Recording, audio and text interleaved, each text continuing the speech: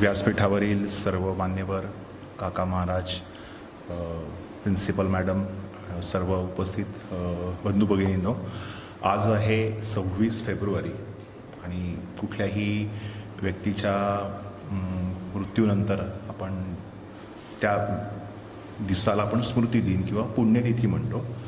पण तुम्ही कुठल्याही सावरकरांच्या पुस्तकामध्ये जर वाचलं असेल तर किंवा बरेचसे सावरकर संस्था किंवा सावरकरांना जर अभ्यास केला आहे, ती व्यक्ती पुण्यतिथी असा उल्लेख न करता आत्मार्पण दिन असा उल्लेख करतात. तुम्हाला आत्मार्पण म्हणजे काय वेगळं आहे, पुण्यतिथीच आहे ती पण आत्मार्पण दिन असं का म्हणतात त्याला, तर तुम्हाला तर मी थोडंसं 2 मिनिटात सुरुवातीला त्याचा अर्थ सांगतो. स्वातंत्र्यवीर सावरकरांनी त्यांच्या मृत्यूच्या एक वर्षभर आधी, काही दिवस आधी त्यांनी एक लेख लिहिला होता. मराठीमध्ये होता लेख, तो इंग्रजीमध्ये पण उपलब्ध आहे लेख, तो आत्महत्या की आत्मार्पण असा. म्हणजे सावरकरांचं असं जे एक मोठे फिलॉसॉफर होते, थिंकर होते, तत्त्वज्ञ होते, त्यांचं असं त्यांची जी तत्त्वज्ञानातला त्यातला एक भाग असा होता, तो म्हणजे उपयुक्ततावाद. सावरकरांचं म्हणणं होतं की सावरकर जेव्हा गेले तेव्हा सावरकरांचं वय 83 होतं. म्हणजे इतक्या अंदमानच्या हाल अपेष्टा सहन करून स्वातंत्र्योत्तर काळामध्ये सुद्धा दुर्दैवाने त्यांना कारागृहामध्ये टाकण्यात आलं आणि त्या उतारवयातसुद्धा त्यांना कारागृहात ठेवलं. आणि ज्या देशाच्या हॅलो, येतो ऐकू?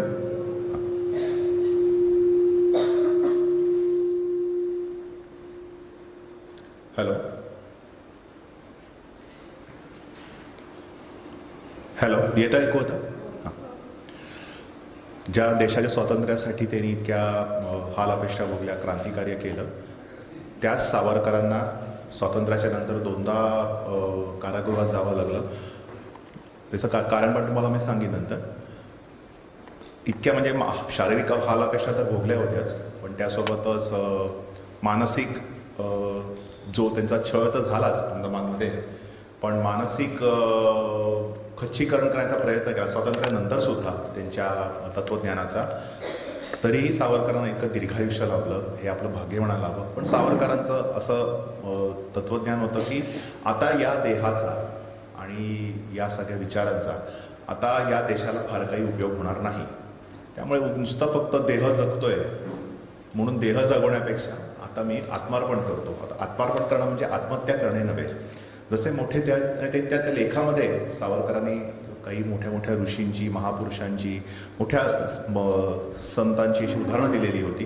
समर्थ रामदास स्वामी होते, कुमारील भट्ट होते, अनेक लोक होती की ज्यांनी स्वतः आत्मा अर्पण केला. म्हणजे सावरकरांचंच म्हणणं होतं की ह्याच्या आधी आयुष्यामध्ये बरेच वेळेला मृत्यूशी आम्ही समोरासमोर आमची गाठ पडली होती. मृत्यू आम्हाला घ्यायला आला होता, पण आम्ही तेव्हा मृत्यूला आलिंगन दिलं नाही, सुदैवाने मृत्यू आला नाही. पण आता आम्हाला मृत्यूशी आलिंगन द्यायचं आहे आणि मृत्यूला आम्हाला कवटाळायचं आहे. म्हणून सावरकरांनी 1 फेब्रुवारी 1966 पासून सावरकरांनी पहिले अन्न सोडलं, मग नंतर काही काळाने त्यांनी पाणी पण सोडलं. आणि 26 फेब्रुवारीला म्हणजे अन्न पाण्याशिवाय सावरकरांचं जीव जवळजवळ मला वाटतं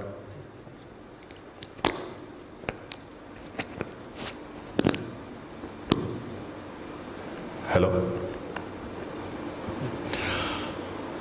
26 दिवस सावरकरांनी म्हणजे ज्याला म्हणून तग धरला होता किंवा त्यांचं शरीर जिवंत होते. ते 26 फेब्रुवारी 1966 सकाळी सावरकरांचं निधन झालं. म्हणून त्याला त्यांनी स्वतःचा जीव अर्पण केला म्हणून त्याला आत्मार्पण असं म्हणतात. आणि हे आत्मार्पण सर्वसामान्य व्यक्तीला जे नैसर्गिक मृत्यू होतो त्याला आत्मार्पण म्हणत नाही. ज्यांनी स्वतःहून मृत्यूला आमंत्रण दिलेलं आहे त्या व्यक्तींचाच दिवस नेहमी आत्मार्पण दिन म्हणून साजरा केला जातो. तर त्यातले एक सावरकर, म्हणजे जे अनेक मोठ्या मोठ्या व्यक्तींनी अशा प्रकारे आपलं स्वतःचं आत्मार्पण केलं, त्यातलं एक सावरकर, त्याला अध्यात्माची बैठक आहे. म्हणजे जे सावरकर प्रखर बुद्धिवादी, विज्ञाननिष्ठ सावरकर म्हणून ओळखले जातात, त्यांच्या शेवटच्या आत्मार्पणाच्या लेखात सावरकर सगळ्या आध्यात्मिक संतांची, आध्यात्मिक ऋषींची त्यांनी उदाहरणं दिलेली आहेत. आणि तुम्ही मला कळलं असेल की मगाशी म्हणाला 26 दिवस त्यांनी तग धरला. याच्या मागे सुद्धा त्यांचं योग अध्यात्म याविषयी सावरकरांचा जो अभ्यास होता त्या किंवा ते स्वतः ते त्याचे जीवन जगत होते. म्हणूनच ते 26 दिवस इतक्या 83व्या वर्षी सुद्धा ते 26 दिवस अन्ना पाण्याविना ते काढू शकले. सावरकरांनी अजून एक अध्यात्माचा विषय निघाला म्हणून फक्त 1-2 गोष्टी सांगून आपण सावरकरांच्या जीवनकार्याकडे म्हणजे त्यांचं क्रांतिकार्य समाजकार्याकडे वळू.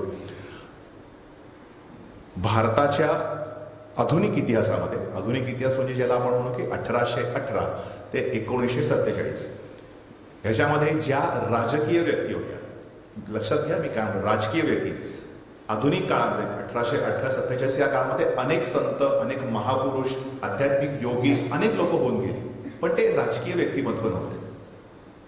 फक्त जे राजकीय व्यक्तिमत्व होते असे फक्त 2च व्यक्ती या कालखंडात आपल्याला दिसून येतात की त्यांनी कुंडलिनी जागृतीचा अनुभव घेतलेला आहे.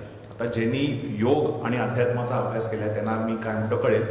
मला त्यातलं फार डिटेल माहिती नाही, पण तुम्हाला मला जे समजते तुम्हाला पटकन सांगतो की आपल्या पाठीच्या कण्याच्या मागे एक कुंडलिनी असते. ती तुम्हाला योगाच्या अध्यात्माच्या ह्यानी ती जागृत करावी लागते आणि नंतर ती जागृत होऊन वरती येते, आपल्या मेंदूपर्यंत येते आणि मेंदूपर्यंत ती जागृत झाल्यावरती जो आपल्याला म्हणतात ब्रह्मानंद जो मिळतो त्याला असं म्हणतात कुंडलिनी जागृतीचा अनुभव घेणं.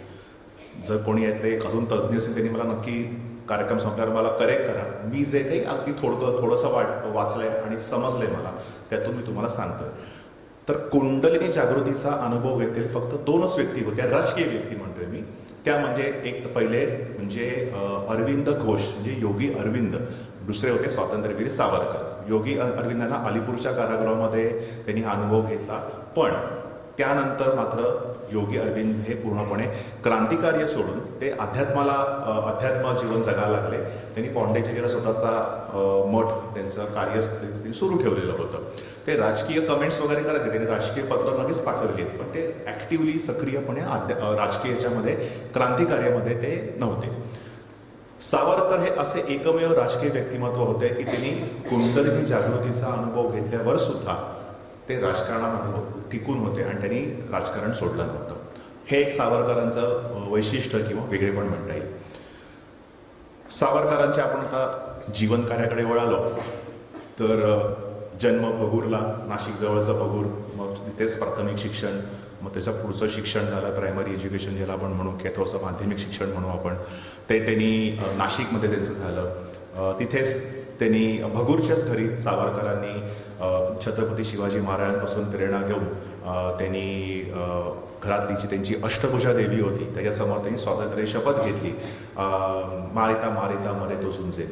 आणि मग त्यांनी जोसेफ मॅझेनी त्यावेळेचा थोडासा सावरकरांच्या कालखंडात थोडासा जे काही वर्ष 20 वर्ष आधीचा त्यांचा मोठा क्रांतिकारक होता. आणि स्वतः सावरकरने त्यावेळेचे सर्व भारतीय जे मोठे नेते होते, सूर्यनारायण बॅनर्जी असो, लाला लजपतराय असो किंवा नंतरचे नचिकेळकर असो, यांना जोसेफ मॅझेनी किंवा गॅरिबाल्डी या इटलीच्या 2 क्रांतिकारक दोयींनी सगळ्यांना प्रभावित केलेलं होतं. त्यातले एक सावरकर पण होते. सावरकरांनी जोसेफ मॅझेनीची जी यंग इटली नावाची जी क्रांतिकारक संघटना होती त्याच्यापासून प्रेरणा घेऊन सावरकरांनी अभिनव भारत ही त्यांची संघटना सुरू केली. सुरुवातीला त्यांनी राष्ट्रभक्त समूह नाव ठेवलं होतं. ते छोटे म्हणजे छुप्या पद्धतीने म्हणण्यापेक्षा उघड काही काम करत नव्हते. स्टडी सर्कल ज्याला आपण म्हणतो हल्लीच्या काळामध्ये लहान मुलांची काही व्याख्यानं, वाचन ग्रुप वगैरे असे ठेवायचे. त्यांना क्रांतिकारी राजक्रांतांच्या गोष्टी वगैरे सांगून त्यांना प्रेरित करायचं स्वातंत्र्य संग्रामामध्ये सहभाग घेण्यासाठी, असं ते काम करायचं. मग तेव्हा की आपल्याला हे उघडपणे न करता येणारं कार्य हे आपण करतो, ठीक आहे, पण आपली अशी एक संस्था हवी की ज्या माध्यमातून आपल्याला उघडपणे काम करता येईल. म्हणून मग तेव्हा सावरकरांनी मग मित्रमेळा नावाची संघटना सुरू केली आणि नंतर मग त्यांनी दोन्ही संस्था मर्ज करून ज्याला आपण म्हणतो आजच्या भाषेमध्ये की त्यांनी अभिनव भारत संघटना सुरू केली. लंडनमध्ये गेल्यावर त्यांनी फ्री इंडिया सोसायटी नावाची संघटना पण सुरू केलेली होती. कालांतराने सावरकरांनी शालेय शिक्षण पूर्ण केलं. महाविद्यालयीन शिक्षणाचे सावरकर फर्ग्युसन कॉलेजमध्ये पुण्याला दाखल झाले. आल्यावर त्यांनी त्यांना तिथे एक पद्धत होती फर्ग्युसन कॉलेजच्या त्याच्यामध्ये प्रत्येक मुलांचे असे एक छोटे छोटे ते क्लब स्थापन करायचे. क्लब म्हणजे आजच्या भाषेमध्ये ज्याला आपण संध्याकाळी पत्ते किंवा कॅरम खेळणं, दारू पिणं, सिगरेटी ओढणं तसा क्लब नाही. हा एक प्रकारे त्या मुलांचा स्टडी सर्कल सारखा एक ग्रुप असायचा. त्याच्यामध्ये काही विविध ॲक्टिव्हिटीज करायची मुलं ती मग आणि त्याला ते काही नाव द्यायचे. सावरकरांना नाव दिलं, त्यांचं प्रेरणास्थान छत्रपती शिवाजी महाराज क्लब. आणि मग तिथे क्लबमध्ये आल्यावरती सुरुवात करताना आपण जसं देवाचं नाव घेतो, आरती म्हणतो किंवा काहीतरी आपले कोणी प्रेरणास्थान असतात, आध्यात्मिक पुरुष असतात, त्यांना आपण वंदन करतो की त्यांच्याविषयी काही गीत वगैरे म्हणतो आपण. तर सावरकर आले की मग आपण आपले देव कोण? छत्रपती शिवाजी महाराज. मग आपण शिवाजी महाराजांची आरती का नाही लिहायची? मग स्वतः सावरकरांना अर्थात ते काव्याचं अंग होतं, कवी होते, कवी पण नाही ते महाकवी होते. मग सावरकरांनी छत्रपती शिवाजी महाराजांवरची आरती रचली. आजपर्यंत छत्रपती शिवाजी महाराजांवरती म्हणजे मला माहिती असते फक्त एक सावरकर असेल किंवा नंतरही काही व्यक्ती रचले असतील, पण पहिले मात्र नक्कीच सावरकर होते. मग त्यांनी जय देव जय देव जय जय शिवराया ही आरती रचली आणि मग त्यांनी क्रांतिकार्य सुरू केलं. नुकतंच तेव्हा लोकमान्य टिळकांचं लाल बाल पाल, नंतर त्यांचं बंगाल जी फाळणी केलेली होती तो सगळा त्यावेळेचा कालखंड होता. स्वदेशी, स्वातंत्र्य, स्वराज्य आणि ह्या सगळ्या गोष्टी ज्याला आपण त्रिसूत्री त्यांनी नाव दिलं होतं टिळकांनी, सगळ्याचा उद्घोष सुरू होता. तर त्यावेळेला मग सावरकरांना की स्वदेशीचं जे आपला जो विचार आहे तो लोकांपर्यंत पोहोचवण्यासाठी एक काहीतरी प्रतिकात्मक काहीतरी मोठी गोष्ट करायला हवी. सावरकरांना सुचलं की मग जशी आपण शिमग्याला होळी करतो, तर कोकणामध्ये होळीचा खूप मोठा सण उत्सव साजरा केला जातो, त्यामुळे होळीविषयी मी काही तुम्हाला वेगळं सांगायला नको. तर सावरकर म्हणाले की आपण विदेशी कपड्यांची होळी करू. आणि सावरकरांनी तेव्हा शिमगा म्हणजे जेव्हा होळी असते ॲक्च्युली आता ज्या महिन्याची आता पुढच्या मला वाटतं सोमवारीच काहीतरी होळी आहे, त्यावेळेला नाही, सावरकरांनी दसऱ्याच्या आदल्या दिवशी सावरकरांनी होळी केली विदेशी कपड्यांची की जेणेकरून आपण सीमोल्लंघन करायचं आहे या निमित्ताने. आणि मग त्यांनी विदेशी कपड्यांची होळी केली. पुण्याला जे सध्याचा छत्रपती संभाजी महाराज पूल किंवा जुना लकडी पूल ज्याला म्हणतात, तिथे शेजारी किंवा विमलाबाई गरवारे शाळेच्या समोर तिथे त्यांनी छोटंसं स्मारक उभारलेलं आहे, स्वातंत्र्यवीर सावरकर अध्यसन केंद्र. तिथे सावरकरांनी ही विदेशी कपड्यांची होळी केली. ती इतकी गाजली की त्याचे निनाद लंडनच्या वृत्तपत्रात सुद्धा उमटले होते. लंडनच्या वृत्तपत्रात सुद्धा त्याची न्यूज आली होती, तो सावरकर नावाचा मुलगा आहे, त्याने विदेशी कपड्यांची होळी केली, असं कसं करतोय तो काय वगैरे खूप त्याच्यावरती खूप मोठी सध्याच्या काय ज्याला म्हणतो ना ब्रेकिंग न्यूज सगळी झालेली होती तेव्हा. आणि मग सावरकरांचं नाव सगळ्यांच्या मुखी झालं. सावरकर म्हणाले आता आपण शत्रूच्या शिबिरात जाऊन आपण कार्य करायला हवं. शत्रू शिबिर म्हणजे कोण? तर ब्रिटिशांचं गाव, त्यांचं देश कुठला? तर ब्रिटनमधलं त्यांचं मीन्स सगळ्याचं केंद्र म्हणजे लंडन. लंडनला जायचं कसं? सावरकर काय ते श्रीमंत घराण्यातले वगैरे नव्हते, मध्यमवर्गीय किंवा अगदी लोअर मिडल क्लास ज्याला म्हणतात अशा घराण्यातले होते. मग तेव्हा त्यांना असं कळालं की श्यामजी कृष्ण वर्मांनी ज्या व्यक्ती लंडनला येऊ इच्छितात त्यासाठी त्यांनी शिष्यवृत्ती स्कॉलरशिप सुरू केलेली होती. त्याचं त्यांनी नाव पण दिलेलं होतं महाराणा प्रताप शिष्यवृत्ती आणि छत्रपती शिवाजी महाराज शिष्यवृत्ती. त्यातली ही शिष्यवृत्ती सावरकरांना मिळाली आणि शिफारस केली होती लोकमान्य टिळकाने. आणि टिळक आणि श्यामजी कृष्ण वर्मा यांचे खूप चांगले संबंध होते आणि त्यामुळे वर्मा म्हणाले की आता टिळकांनीच ज्याला शिफारस पत्र दिले त्याला अजून काय त्याचा इंटरव्ह्यू घ्यायचा, अजून त्याची काय चौकशी करायची. हे सगळं झालं. लंडनला गेले तिथे त्यांनी बघितलं की तिकडचे जे भारतीय तरुण आहेत ते ज्याला आपण म्हणतो ना की ते त्यावेळेचे जेनझी झालेले होते तिकडचे, असं म्हणता येईल. त्यावेळेचे सगळे म्हणजे कॉलेज लाईफ जगत होते, पोरीबिरी फिरवायचे स्पष्ट सांगायचं तर, काही व्यसन पण करायचे स्पष्ट सांगायचं तर. अशामध्ये एक तरुण होता, तो असाच मस्तपैकी छान त्याला व्यसन म्हणण्यापेक्षा तिकडचे त्यावेळेला काही शॅम्पेन वगैरे करणं, पोरींबरोबर फिरणं असं एक तरुण होता. आणि सावरकरांच्या सानिध्यात आल्यावरती तो कम्प्लिटली बदलला. काही थोडीफार काही तो पेय घेत असेल ती सोडून ती दिलीच, पोरींबरोबर फिरणं सगळं सोडून दिलं आणि कम्प्लिटली तो देशकार्याला लागला. आणि नंतर त्यांनी कर्झन वाहिनीचा तिथे वध केला आणि त्या तरुणाचं नाव होतं मदनलाल धिंगरा. म्हणजे सावरकरांचं व्यक्तिमत्व इतकं प्रभावी होतं, इन्फ्लुएन्शियल होतं की त्यांचे अजून एक सहकारी सावरकरांचे, त्यांचं नाव होतं VVS अय्यर आणि दुसरे होते लाला हरदयाळ. ते म्हणाले सावरकरांचं व्यक्तिमत्व इतकं सॉलिड होतं की त्यांना फक्त आम्ही शेकहँड केलं आणि VVS अय्यर स्वतः लिहितात. VVS अय्यर म्हणा की आम्ही आणि लाला हरदयाळ शेक हँड केल्यावरती त्यांचंच झालं, ते म्हणतील ते करायचं.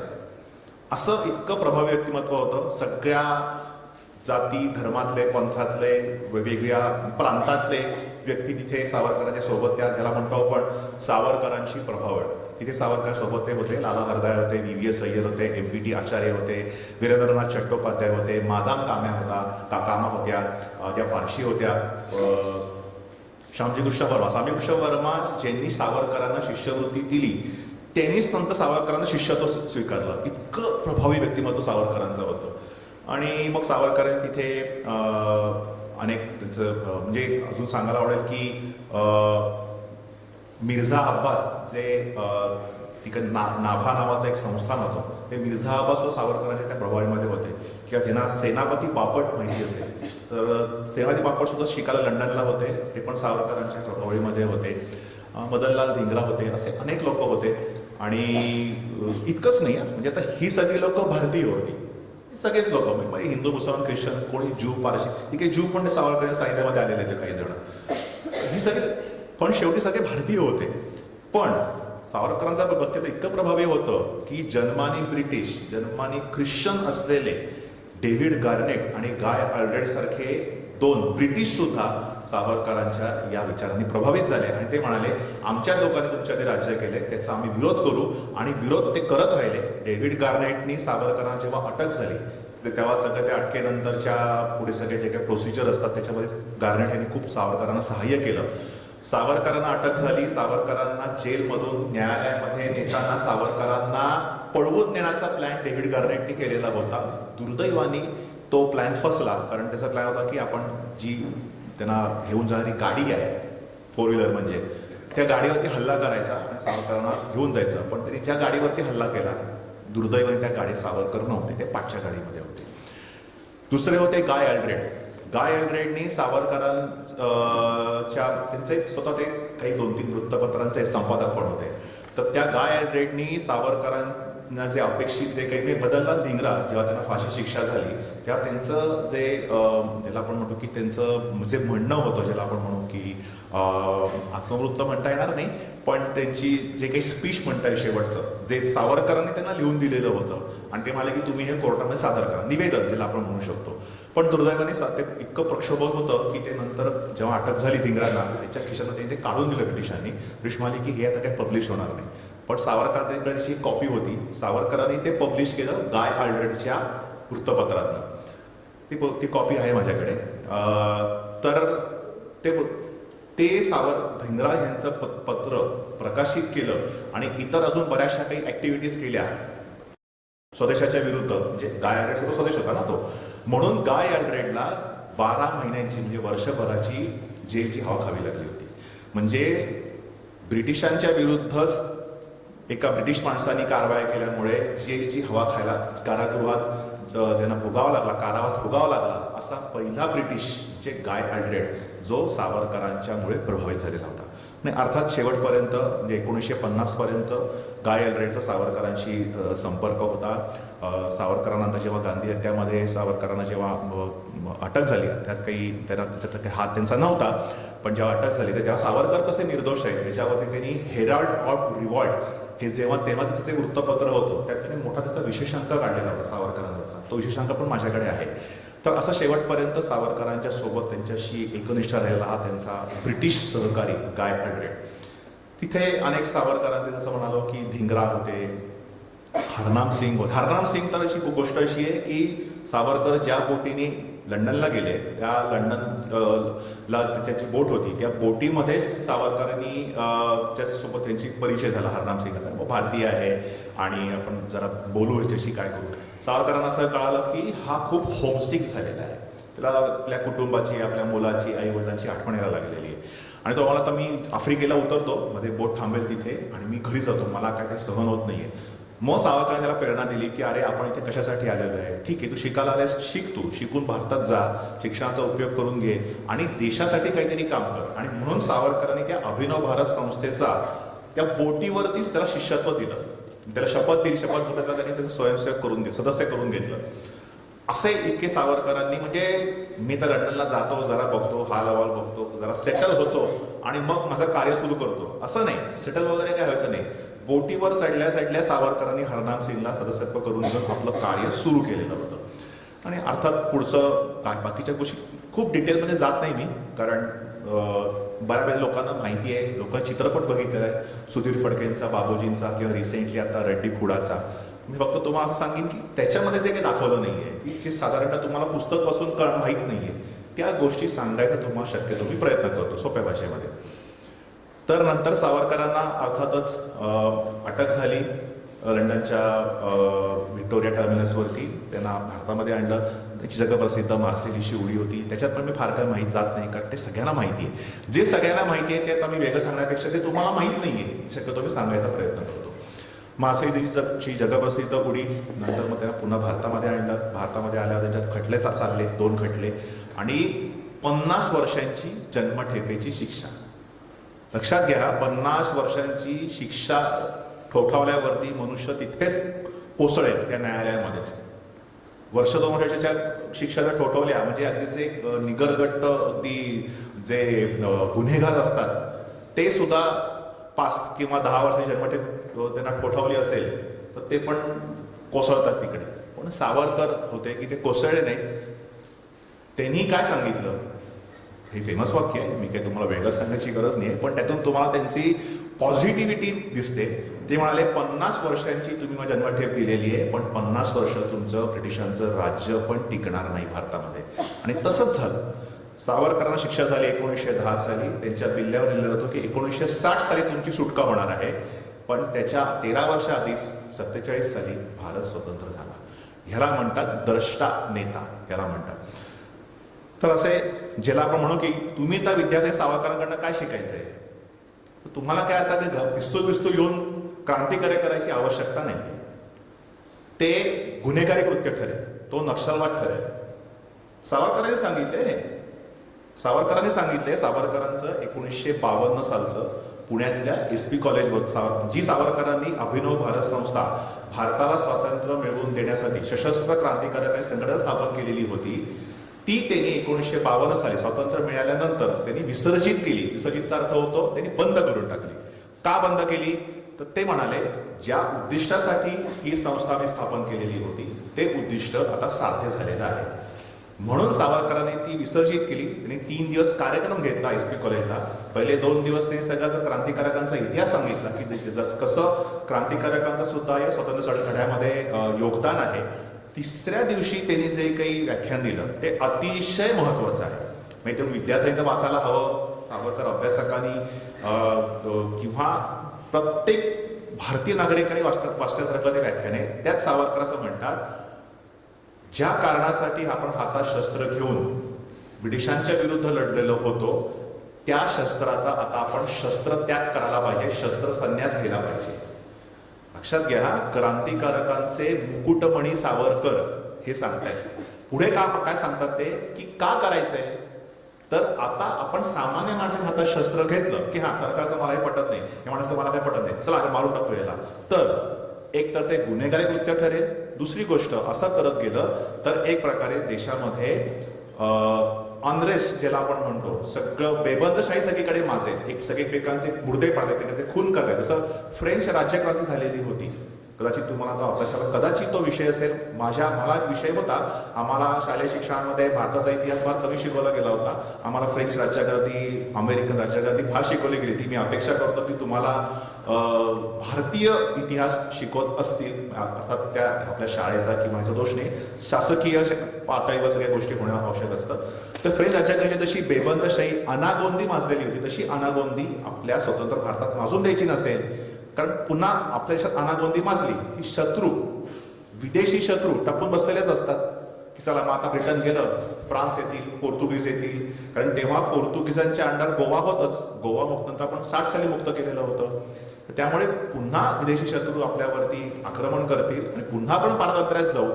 आणि अर्थातच नैतिकदृष्ट्या आणि क्रांतिकारकांच्या तत्वाच्या दृष्टीने सुद्धा स्वतंत्र देशामध्ये स्वकीयांच्याच विरुद्ध शस्त्र चालवणं, त्यांना मारणं हे त्यांच्या तत्वज्ञानात बसत नव्हतं. त्यामुळे आता जर तुम्हाला कुठल्या व्यक्तीविरोधात, शासनाच्या विरोधात तुम्हाला काही त्यांचे निर्णय काही पटले नसतील तर तुम्ही न्यायालयात द्या, तुम्ही अहिंसक मार्गाने आंदोलन करा, सत्याग्रह करा. शस्त्र हातात घ्यायचा अधिकार फक्त 2 संघटनांना किंवा 2 दलांना आहेत. एक म्हणजे आपलं पोलीस दल, जे आपलं अंतर्गत सुरक्षा, कायदा सुव्यवस्था सांभाळतं, त्यांना आहे. दुसरं म्हणजे आपलं सैन्य दल, की जे विदेशी शत्रूंपासून आपल्या भारतीय देशाचं, सीमांचं, आपल्या देशाचं रक्षण करतं. त्यांनी तर हातात शस्त्र घ्यायलाच पाहिजे. तिथे शस्त्रसन्यास घेऊन उपयोग नाही. तिथे नवनवीन शस्त्रास्त्रांचं संशोधन करून आपल्या देशामध्ये सगळ्या आपल्या सीमारेषा आखायला पाहिजेत. नवनवीन टेक्नॉलॉजी आपल्याकडे आपण आत्मसात करायला पाहिजे. याविषयी दुमत नव्हतं. पण सामान्य माणसाने हे करायचं नाही. सामान्य माणसांचे मार्ग वेगळे.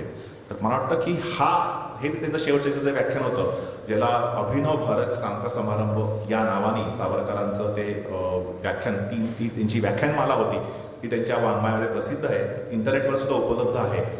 तर हा आपण सावरकरांच्या ह्याच्यातनं मेसेज केला पाहिजे की क्रांतिकारक सावरकर हे एक आता आदर्श म्हणून तुम्ही ते डोळ्यासमोर ठेवा, पण आत्ता त्यांचं क्रांतिकारी आपल्याला करायचं नाही. तर त्यांचे जे स्वदेशीचे विचार आहेत, आता स्वदेशी आपल्याला किती आवश्यक आहे तुम्हाला माहिती असेल. कोविडच्या कालखंडामध्ये आपल्या पंतप्रधानांनी make in India, made in India असे अनेक काही स्लोगन्स काढून त्या माध्यमातून भारतामध्ये सगळ्या गोष्टी उत्पादन करणं जो नारा दिलेला होता, तो आता तुम्ही आता शिकून नंतर कॉलेजमध्ये जाल, नंतर पुढे तुम्ही डिग्री होऊन तुम्ही नोकरी कराल, तुम्ही संशोधन क्षेत्रामध्ये जाल, कधी तुम्ही काही मुलं स्पोर्ट्सकडे जातील, असं विविध फील्डमध्ये तुम्ही जाल. त्या फील्डमध्ये संशोधनाच्या माध्यमातून किंवा अनेक कुठल्या माध्यमातून स्वदेशीचा भारताला कसा हा मुद्दा आत्मसात करता येईल, हा तुम्ही आत्मसात करायला शिकायला पाहिजे. सावरकरांचं आता ठीक आहे, माझ्याकडे पण मोबाईल आहे, तो परकीय कंपनीचा आहे, ॲपलचे फोन आहे सगळ्यांकडे, त्याचा आक्षेप नाही आहे त्याच्याबद्दल. पण एक लक्षात घ्या, तर जो माझ्याकडे जो फोन आहे ना, तो फोन आहे विदेशी, पण त्याचं मॅन्युफॅक्चरिंग केलेलं आहे भारतामध्ये. म्हणजे तो मेक इन इंडिया या उपक्रमाच्या अंतर्गत भारतामध्ये तयार झालेला भारतीय लोकांनाच रोजगार देणारा आहे. उद्या आपण लवकरच असंही करू की तोच फोन आपली एखादी भारतीय कंपनी भारतामध्ये निर्मित करेल किंवा भारतीय कंपनी परदेशात सुद्धा त्या देशासाठी निर्माण करेल, पण त्याचं रेव्हेन्यू, त्याचं प्रॉफिट शेवटी भारतीयांनाच मिळणार आहे. तर स्वदेशीचा मुद्दा हा सावरकरांच्या ह्याच्यातनं आपण घेण्यासारखा आहे. बऱ्याच क्षेत्रामध्ये आपण स्वदेशीच्या गोष्टीकडे आपण जाणं आवश्यक आहे. हळूहळू त्याच्या मार्गक्रमण आपण करतोय. म्हणजे अगदी जे संरक्षण क्षेत्र जे आहे त्या सुद्धा आता आपण कधी नव्हे ते बऱ्यापैकी खूप मोठी मजल मारलेली आहे. आपण आता इतर देशांना स्वदेशी आपली क्षेपणास्त्र किंवा आपले सॅटेलाइट्स वगैरे आपण आता विकतोय, की जे पूर्वी आपण त्यांच्याकडनं विकत घ्यायचो ते आपण त्यांच्या विकतोय आता. तर अशा ह्या सावरकरांकडनं हा मेसेज घेणं आवश्यक आहे. आणि जन्मठेप आपण त्या मुद्द्यापर्यंत आलेलो होतो. तर त्याला जन्मठेप झाली, सावरकरांनी अंदमानमध्ये पाऊल ठेवलं. कुठलीही व्यक्ती ज्या ठिकाणी आपल्याला 50 वर्ष पुढची काढायची, जेव्हा कुटुंबाचा विचार येणार, घरच्यांचं कसं होईल, किंवा आता मला इथे जगायचं राहायचे 50 वर्ष, तर काय करू मी, असे एक प्रकारचे त्याला थोडंसं फ्रस्ट्रेशन, थोडंसं दुःख, थोडंसं निराशा हे येणं स्वाभाविक आहे. ह्याच्यात काही चूक नाही आहे. मानसशास्त्रीय दृष्ट्या सुद्धा ह्याच्यात काही चूक नाही आहे. पण ते सावरकर होते. उतरल्या अंदमान हे बेट आहे. अंदमान तुम्हाला माहिती आहे, अंदमान निकोबार ही बेट आहे. तिथे उतरल्या होत्या सावरकरांच्या मनामध्ये विचार आला, तो म्हणजे भारताच्या सुरक्षेचा. ते म्हणाले, अरे हा भारताचा एक प्रकारचा संरक्षक तट होऊ शकेल. स्वतंत्र भारतामध्ये इथे नाविक दल आपला असायला पाहिजे आणि परकीय शत्रूपासून आक्रमण जे करतील परकीय शत्रू आपल्यावरती, त्यांना रोखून धरण्यासाठी उत्तम असा संरक्षक नाविक तळ इथे उभारला पाहिजे. आणि आज अंदमानमध्ये तो नाविक तळ आधीपासून तो होता, पण आता खूप मोठ्या प्रमाणामध्ये तिथे तो उभारलेला आहे. तर म्हणजे थोडक्यात सावरकरांचं हे सुद्धा भविष्य खरं ठरलेलं आहे. म्हणजे बघा, तुम्ही विचार करा फक्त की ज्यांना 50 वर्षांची जन्मठेप झाली आहे, ती व्यक्ती त्या ठिकाणी त्या प्लेसवर उतरल्यावरती त्याच्या मनामध्ये हा किती उत्तम आपला सामुद्री तळ, नाविक तळ होऊ शकतो हा विचार येतो. म्हणजे किती त्या व्यक्तीने देशाच्या सुरक्षेसाठी, स्वातंत्र्यासाठी, प्रगतीसाठी, देश प्रबळ व्हावा, मोठा अगदी समर्थ व्हावा, पुढं वाहून घेतलं. तन मन धनाने सगळं वाहून घेतलेलं होतं. सावरकरांचंच एक काव्य आहे, हे मातृभूमी तुझला मन अर्पिलेले वाघ होई तुझं अर्पियले तू त्याची अर्पिली कविता नवरसाला देशाप्रती विषय तुझी अन्नने झाला. त्यांची वाणी, त्यांची लेखणी, त्यांची बुद्धी, त्यांचं शरीराचं पेशी सगळं विचार सगळं देशाकडे त्यांनी अर्पण केलेलं होतं. सावरकरांमध्ये तिथे आले, पुढे सगळं तो बारी आणि त्यांचा दोघांचा संघर्ष, त्या सावरकरांचा विजय, मग तिथे सावरकरांनी केलेलं शुद्धिकार्य, समाजकार्य आणि ह्या सगळ्या गोष्टी आता बहुतांश लोकांना सावरकर म्हटलं की डोळ्यासमोर येतातच. सावरकर म्हटलं की लोकांच्या डोळ्यासमोर एक तर मार्शल इन्स्टिट्यूट येते, दुसरं म्हणजे त्यांचा बारी बरोबरचा संघर्ष आणि त्यांचं कोलू, या सगळ्या त्यांच्या डोळ्यासमोर गोष्टी येतात. आणि त्यातही मी फार काही आता डिटेलमध्ये जात नाही. इथून सावरकरांना मग पाठवलं होतं रत्नागिरीच्या कारागृहामध्ये, त्यांना पाठवलेलं होतं अलीपूरच्या कारागृहामध्ये. अलीपूरच्या कारागृहात सावरकर 8-10 महिने होते. तिथून मग सावरकरांना शिफ्ट करून त्यांना नेलं होतं रत्नागिरीच्या कारागृहामध्ये. रत्नागिरीच्या कारागृहातून त्यांना तिकीट 2 ते 2.5 वर्ष तिकीट सावरकर होते रत्नागिरीच्या कारागृहामध्ये. तिथून त्यांना नेलं पुण्याच्या येरवड्याच्या कारागृहामध्ये आणि तिथून मग सावरकरांना त्यांनी सांगितलं की तुम्हाला आता तुमची कारागृहातून सुटका करतोय, पण तुम्हाला रत्नागिरीच्या जिल्ह्यामध्ये, ज्याला आपण जशी हाऊस अरेस्ट असते ना, घरबंदी, नजरबंदी, अशी घरबंदी नव्हती, नजरबंदी होती, नजर कैद होती, पण जिल्ह्यामध्ये तुम्हाला त्यांना सावरकरांना फिरायला अनुमती होती. रत्नागिरी जिल्ह्यात ते कुठेही फिरू शकत होते, पण राजकारणावरती बोलायचं नाही, राजकारणामध्ये लेखन करायचं नाही, राजकारण चर्चा करायची नाही, राजकीय गोष्टीवरती कुठल्याही प्रकारे प्रत्यक्ष अप्रत्यक्षपणे सहभाग नोंदवायचा नाही. अगदी राजकीय व्याख्यान सुद्धा त्यांना ऐकायला बंदी होती. एकदा एक कोणतरी व्यक्ती आले होते मंदिरात, त्यांचा सत्कार वगैरे सावरकरच्या हस्ते त्यांनी केला. ती व्यक्ती राजकीय व्यक्ती होती आणि मग ते राजकारणामध्ये बोलणार होते. सावरकर उठून निघून गेले, त्यांना अनुमती नव्हती म्हणून. असे सावरकर, ज्याला आपण शब्द असा आहे की स्थानबद्धतेमध्ये सावरकर तिथे होते. तिथे सावरकर 1924 ते 13 वर्ष सावरकर तिथे होते. 37 साली सावरकरांची संपूर्ण सुटका झाली, म्हणजे त्याचा राजकारणात सुद्धा भाग घ्यायला पूर्णपणे अनुमती होती. आणि मग सावरकरांनी 47 सालापर्यंत हिंदू महासभा हा राजकीय पक्षाच्या अंतर्गत सावरकरांनी त्यांचं राजकीय कारकीर्द पुढे कंटिन्यू केली.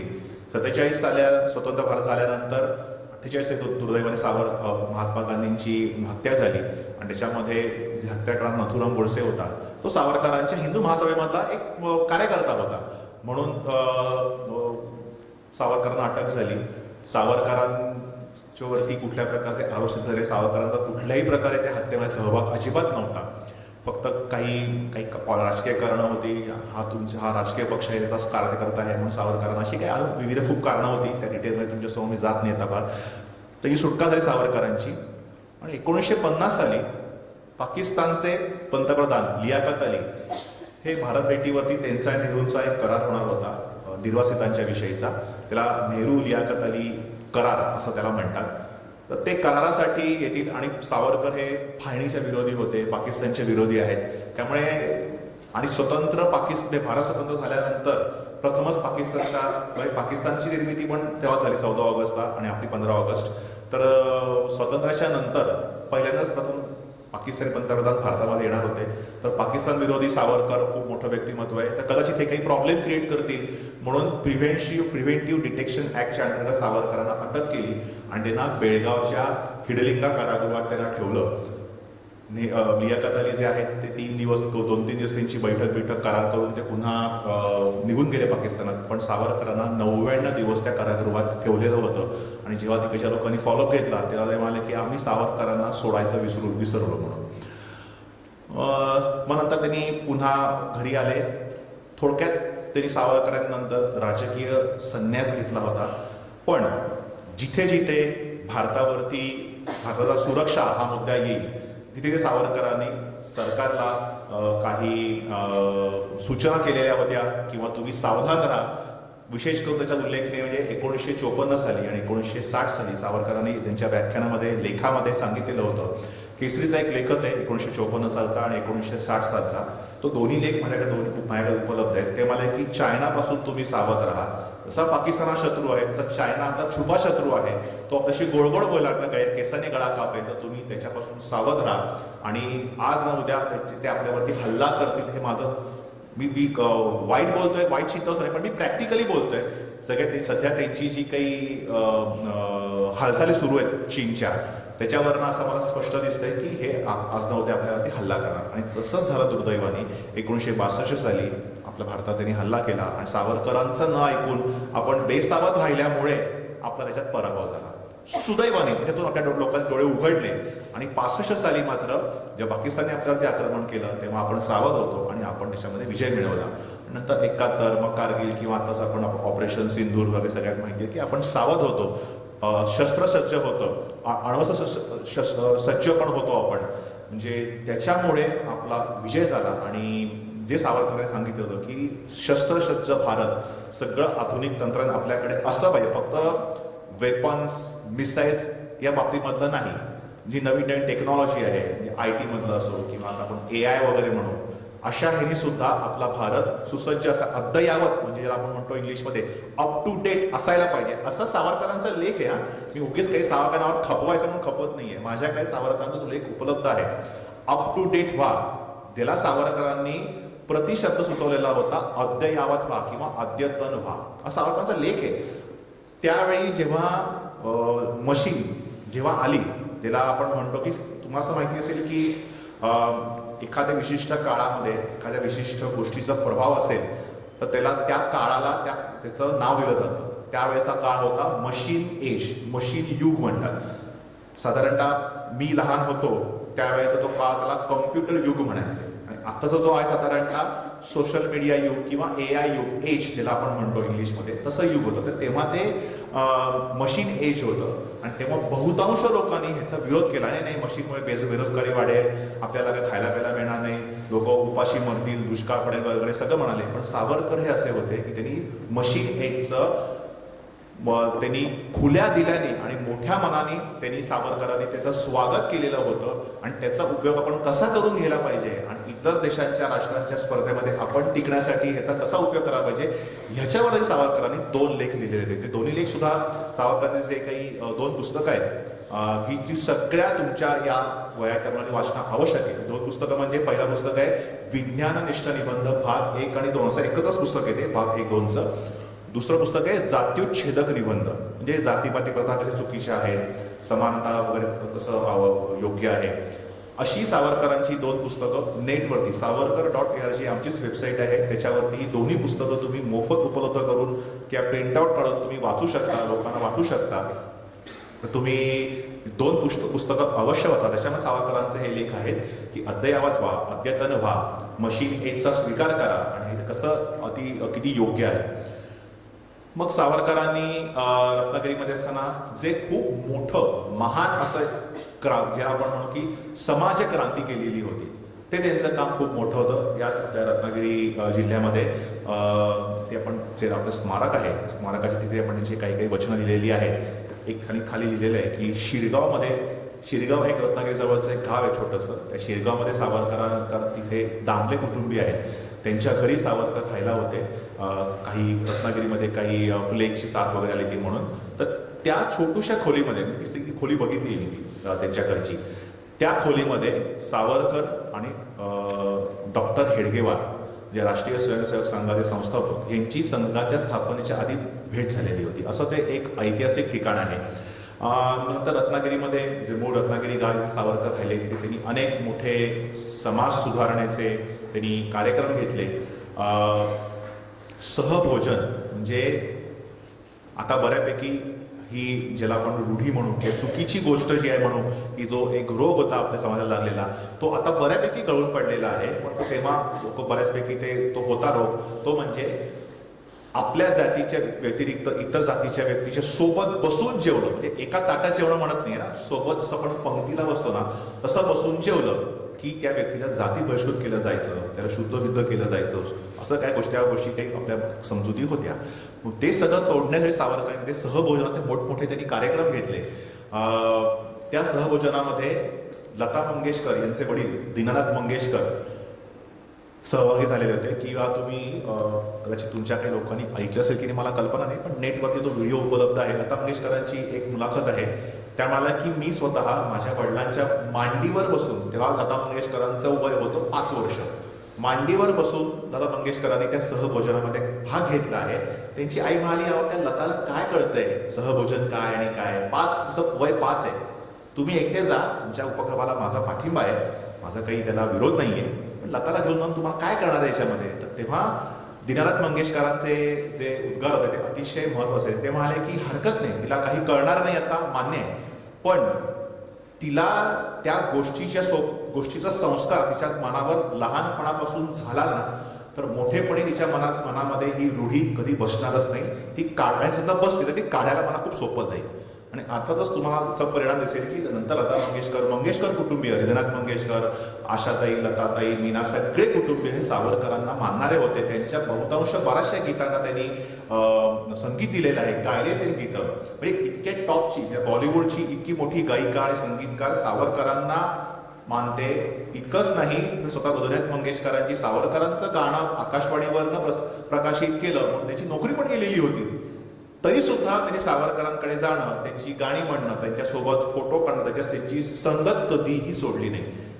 तर ह्याचं कारण होतं सावरकरांचं प्रभावी व्यक्तिमत्व, सावरकरांचे विचार. अगदी म्हणजे वि स खांडेकर ज्यांना ज्ञानपीठ पुरस्कार मिळाला पहिला मराठीमधला, किंवा बाळासाहेब ठाकरेंचे वडील केशवजी ठाकरे, त्यानंतर बालगंधर्व जे मोठे नाट्यामध्ये, संगीत नाटकामध्ये मोठे गायक आणि कलाकार होते, अशा व्यक्तींनी सुद्धा या सहभोजनामध्ये सहभाग घेतला आहे. आणि तुम्हाला रत्नागिरी बऱ्यापैकी जवळ आहे, तुम्ही बहुतांश लोकांनी बघितलं असेल अशी मी अपेक्षा करतो, पण बघितलं नसेल तर तुम्ही आवर्जून बघायला जा. सावरकरांनी रत्नागिरीमध्ये पतित पावन मंदिर स्थापन केलेलं आहे. त्याचा अर्थ असा आहे की तेव्हा मंदिरामध्ये सगळ्या जातीच्या लोकांना प्रवेश नव्हता, म्हणून मग सावरकरांनी असं एक मंदिर उभारलं. आता सावरकरांच्या खूप त्यांची आर्थिक परिस्थिती हलाखीची होती. त्यांचे एक सहकारी होते भागोजी शेटकीर, ते श्रीमंत होते, व्यापारी मोठे कन्स्ट्रक्शन व्यावसायिक वगैरे होते. त्यांनी आर्थिक सहाय्य दिलं आणि मग सावरकरांनी ते पतित पावन मंदिर स्थापन केलं. आणि त्या मंदिराच्या ट्रस्ट सगळ्या जातीतल्या लोक त्या ट्रस्टच्या कार्यकारिणीवर होती, आजही तिकडे आहे त्या कार्यकारिणीवर प्रत्येक जातीतली व्यक्ती. आणि हिंदू समाजातील, हिंदू धर्मातील सगळ्या जातीच्या लोकांना मुक्त प्रवेश असलेलं ते पहिलं मंदिर होतं. आता ते मंदिर का स्थापन केलं की परंपरागत मंदिरामध्ये मंदिर प्रवेश मिळवून देण्यासाठी सावरकरांना खूप झगडावं लागला. मग तिथे झगडा सुरू असताना त्यांनी असं मंदिर स्थापन करून, त्यांचा हेतू असा होता की परंपरागत मंदिरामध्ये ह्या व्यक्तींना प्रवेश मिळवून देण्यासाठी त्यांनी पहिले एकत्र बसणं, एकत्र सोबत राहणं किंवा एकामेकांशी खेळ वातावरण हे करणं, ह्यासाठी एक ठिकाण त्यांना उपलब्ध असणं आवश्यक होतं. तर ते ठिकाण होतं पतित पावन मंदिर. इथे सगळ्या समाजातली लोक, उच्चवर्णीय, तथाकथित पूर्वस्पृश्य सगळी लोक तिथे यायची. तिथे भजन कीर्तनाचे कार्यक्रम व्हायचे, सहभोजनाचे कार्यक्रम व्हायचे, मोठा तिथे गणेशोत्सव वगैरे पण व्हायचा. मग तिथल्या लोकांना एकमेकांच्या बरोबर सोबत राहायची, सोबत भजनं करायची, गणेशोत्सव साजरा करायची सवय लागली. आणि मग त्यांना असं त्यांची काही रूढी परंपरा सगळं कळून गेलं. आणि मग परंपरागत मंदिरं सर्वांसाठी मुक्त करायला सावरकरांना तिथे सोपं गेलं. आणि मग सावरकरांनी रत्नागिरीमधली जवळजवळ 500 मंदिरं त्यांनी मुक्त केली. म्हणजे पतित पावन मंदिर फक्त वेगळं मंदिर उभारलेलं नव्हतं, तर त्याच्यासोबत सावरकरांनी परंपरागत मंदिरामध्ये सगळ्यांना मुक्त प्रवेश मिळवून देण्यासाठी त्यांना खूप स्ट्रगल करावा लागला. खूप वर्ष पण गेली. ते काय लगेच आज ठरवलं पुढच्या झालं असं नव्हतं. म्हणजे तुम्हाला उदाहरण देतो, ते काही बऱ्याचशा महिला पण उपलब्ध आहेत, त्यांच्यासाठी हे खूप त्यांना चांगलं उदाहरण आहे. सावरकरांनी जसं आपण म्हणतो घरातली एखादी स्त्री शिकली की अख्खं कुटुंब शिकतं, तसं घरातल्या स्त्रीच्या मनातनं ही रूढी परंपरा, जातीपाती प्रथाचं निर्मूलन झालं तर अख्ख्या घराच्या ते अस्पृश्यता निर्मूलन करायला सोपं जातं. हा डोक्यात उद्देश ठेवून सावरकरांनी त्यांची पत्नी माई सावरकर यांच्या नेतृत्वाखाली सावरकरांनी अखिल हिंदू महिलांचे हळदी कुंकू समारंभ त्यांनी आयोजित केले. पहिला ते समारंभ आयोजित केला होता शिरगावच्या तांबल्यांच्या त्यांच्या आवारामध्ये, त्यांच्या ग्राउंडवरती. महिला आल्या त्या 300-400, पण प्रत्यक्ष सहभाग नोंदवला होता फक्त 5 महिलांनी. तेव्हा असं वर्णन केलेलं आहे त्यांच्या त्याची जी काही प्रतिवृत्त वगैरे आहेत ती माझ्याकडे त्याची आहेत. त्याचा उल्लेख सापडतो की कुंकवाचे करंडे खूप होते पण कपाळं फक्त 5 होती. पण सावरकरांनी चिकाटी सोडली नाही, प्रयत्न करत राहिले. आणि 10 वर्षानंतर त्याच ठिकाणी रत्नागिरीमध्ये पतित पावन मंदिराच्याच आवारामध्ये, पण नंतर सावरकरांना शिफ्ट झाले दुसऱ्या घरामध्ये, तो त्यांनी मोठा पुन्हा समारंभ घडवून आणला. आणि त्यावेळेला जवळजवळ 500 महिलांनी सहभाग नोंदवला होता. म्हणजे तेव्हाचं वर्णन असं आहे की कपाळ जास्त होती, कुंकवाचे करंडे कमी पडले. आता ह्याच्यात सावरकरांनी काय साध्य केलं की जेव्हा 2 महिला एकत्र येतात आणि कधीही सधवा म्हणजे जिचा पती हयात आहे अशी स्त्री हळदी कुंकवाला कधी नाही म्हणत नाही. मग भले तिच्या मनामध्ये काही असेल की बाबा ही व्यक्ती आपल्या जातीतली नाहीये, तिने आपल्याला स्पर्श केल्यावरती मी काय माझी जात बाह्य होईल किंवा माझं काही मला सुचिरभूत व्हावं लागेल वगैरे, पण तिची प्रायोरिटी असते की माझा पती हयात आहे, तर आपण समजा त्याला नाही म्हणालो हळदी कुंकवाला तर माझ्या उद्या नवऱ्याचं काही बरं वाईट होऊ शकतं. तर या हिंदू महिलेच्या श्रद्धेचा उपयोग करून घेऊन सावरकरांनी ती अस्पृश्यतेची बेडी तोडली. अशा प्रकारे त्यांनी अनेक विविध कार्यक्रम घेतले की त्यांनी एक सावरकरांनी पतितपावन मंदिराच्या आवारात त्यांनी हिंदू कॅफे म्हणजे ज्याला म्हणून तेव्हा त्यांनी उपहारगृह नाव दिलं होतं, पण तुम्हाला कळावं मी तुम्हाला सांगतोय की त्यांनी हिंदू कॅफे ओपन केला होता, जिथे विविध जातीतील व्यक्ती तिथे शेफ होत्या, वेटर पण होते विविध जातीतले, आणि सगळ्या उच्चवर्णीय सगळ्या आधी लोक तिथे यायचं. सावरकरांना ज्यांना भेटायचं असेल ना त्यांनी पण तिथे जायचं, तिकडच्या त्यांच्या हातचा तुम्ही चहा कॉफी काय नाश्ता वगैरे करायचा आणि मगच मला भेटायला यायचं. जसं मग अशी मी म्हणालो की एखादी महिला कधी हळदी कुंकाला नाही म्हणत नाही, तसं पुरुष कधी चहाला नाही म्हणत नाही असं म्हणतात. तर त्या पुरुषांच्या त्या एका सवयीचा सावरकरांनी उपयोग करून घेतला आणि अस्पृश्यतेची त्यांनी बेडी तोडली. मग त्यांनी अनेक ठिकाणी त्यांनी कार्यक्रम घेतले. मालवणला सावरकरांनी 1929 साली महार परिषद तिथे भरलेली होती, त्याचं अध्यक्षपद त्यांनी सावरकरांना दिलेलं होतं आणि तिथे सावरकरांनी सगळ्या महारांची मौजी बंधन त्यांनी केलेलं होतं. आजही 2026 साली नॉन ब्राह्मण व्यक्तीची मुंज हा एक न्यूजचा विषय असतो. ते सावरकरांनी 1939 केलेलं होतं आणि माझ्याकडे त्या घटनेचा फोटो उपलब्ध आहे. फोटो प्रूफ आहे माझ्याकडे त्याचं. सगळे महार समाजातील सगळ्या व्यक्ती मुलं सगळी बसलेली आहेत, त्यांच्या गळ्यात जानवी आहेत आणि मग सावरकरांनी सांगितलं हे बघा तुम्हाला हा जाणण्याचा अधिकार आहे, मी तुम्हाला तो अधिकार देतो, तुम्हाला मी वेदोक्ताचा अधिकार देतो, तुम्हाला मी गायत्री मंत्राचा अधिकार देतो, हा तुम्ही घ्या. प्रत्येक हिंदू समाजातील प्रत्येक व्यक्तीला हा अधिकार आहे आणि त्यासाठी कुठल्याही तुम्ही या जाती जन्माला या वगैरे असं काही नसतं.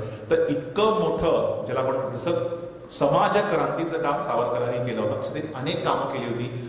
जसं मंदिर प्रवेशाचं आंदोलन होतं तर सावरकरांनी शाळा प्रवेशाचं आंदोलन सावरकरांनी उभारलेलं होतं की शाळेमध्ये प्रवेश असायचा पण त्याला वेगवेगळे बसवलं जायचं, तर सगळ्यांना एकत्र बसवलं म्हणून सावरकर खूप मोठं आंदोलन केलं. तेव्हा त्यांनी रक्तपात पण त्यांच्या कार्यकर्त्यांना भोगावं लागलेला आहे. तर असं खूप मोठं समाजकार्य सावरकरांनी तिथे केलेलं होतं आणि त्यांच्या प्रत्येक राजकीय दौऱ्यात सुद्धा सावरकर राजकारण म्हणून नाही त्यांची आस्था होती म्हणून सावरकर त्यावेळेच्या वेगवेगळे जे त्यावेळेचे भंगीवाडे चांभारवाडे वगैरे असेल, तर मला क्षमा करा की मला इथे काही जातींचे उल्लेख करणं अपरिहार्य आहे, पण त्याशिवाय मला तो विषय तुम्हाला सांगता येणार नाही. तर सगळ्या त्या वाड्यामध्ये जाऊन सावरकर त्यांच्या कार्यकर्त्यांसोबत जाऊन त्यांच्या बरोबर तिकडे भोजन करायचे आणि त्यांचं मतपरिवर्तन आपल्या कार्यक्रमाचं मतपरिवर्तन करायचा प्रयत्न करायचे. तर असे म्हणजे जे सावरकर क्रांतिकारक पण होते ते सावरकर समाज क्रांतिकारक पण होते. समाजकार्य त्यांनी केलेलं होतं आणि त्यांच्या या क्रांतिकार्यावरती अनेक लोकांचं कौतुक केलं होतं. महर्षी विठ्ठल रामजी शिंदे हे पण खूप मोठे समाजकार्य करणारे मोठे व्यक्ती होते. ते जेव्हा रत्नागिरीमध्ये आले त्यांचे सावरकर सगळं कार्य बघितलं तर ते म्हणाले की माझं उरलेलं आयुष्य तुम्हाला मिळवून दे, कारण माझ्यापेक्षा सुद्धा तुम्ही खूप मोठं हे काम करू शकाल, इतकी तिने त्यांना मोठी पावती दिलेली होती. दुसरे एक होते माधवराव बागल. ते म्हणाले की देशावरती कोकण किनारपट्टीचा भाग आहे, समुद्र किनार वगैरे असा देशाला साधारणतः कोल्हापूर सांगली पश्चिम महाराष्ट्र ज्याला आपण पुणे बिणे याला देशावरचा भाग असं म्हणतात. देशावरती आम्हाला तुमच्यासारखा इतका मोठा माणूस मिळाला असता तर त्याला आम्ही डोक्यावर घेऊन नाचलो असतो. असे अनेक लोक आहेत त्यांनी सावरकरांचं त्यांच्या समाज कार्याचं कौतुक केलेलं आहे. मग सावरकरांनी हिंदू महासभेत प्रवेश केला. सावरकरांनी हिंदुत्व हा ग्रंथ लिहिला. त्यांचं सगळ्यात म्हणजे जसं सावरकरांचं आयुष्य हे रोमहर्षक होतं ना, तसं सावरकरांचं साहित्य पण आणि साहित्याच्या मागचा इतिहास पण रोमहर्षक होता. सावरकरांचं जे पहिलं प्रसिद्ध म्हणजे की म्हणजे फेमस ज्याला आपण म्हणतो पुस्तक होतं ते म्हणजे 1857चं स्वातंत्र्य समर. हे पुस्तक सावरकरांनी लंडनच्या ब्रिटिश लायब्ररीमध्ये अभ्यास करून त्यांचे ओरिजिनल डॉक्युमेंट्स वाचून सावरकरांनी हा ग्रंथ लिहिलेला होता. मूळ ग्रंथ होता मराठीमध्ये, नंतर तो अनुवादित केला विविध भाषांमध्ये वगैरे. मराठीमध्ये पुस्तक जेव्हा प्रकाशित होणार होतं तेव्हा ब्रिटिशांना कुणकुण लागली की हा खूपच प्रक्षोभक ग्रंथ होणार आहे आणि त्यामुळे आपण जागतिक बंदी घालायला हवी. म्हणून पुस्तक प्रकाशित व्हायच्या आधीच बंदी आलेलं जगाच्या साहित्याच्या इतिहासातलं पहिलं पुस्तक हे सावरकरांचं होतं. प्रकाशन व्हायच्या आधीच बंदी, प्रकाश झाल्या बंदी येणारी अशी अनेक पुस्तकं आहेत, पण प्रकाशन व्हायच्या आधीच बंदी आलेलं असं हे पुस्तक होतं. तरीही सावरकरांच्या सहकार्याने ते पुस्तक मराठीमध्ये इंग्रजीमध्ये प्रकाशित केलं. इंग्रजी पुस्तक त्यांनी फॉरेनमध्ये प्रकाशित केलं, मराठी पुस्तक त्यांनी भारतात प्रकाशित केलं आणि त्यांना जे प्रकाशक लाभलेले होते ना, इतकी मोठी मोठी नाव आहेत. त्यांचे दुसरे प्रकाशक होते सावरकरांच्या मादाम कामा.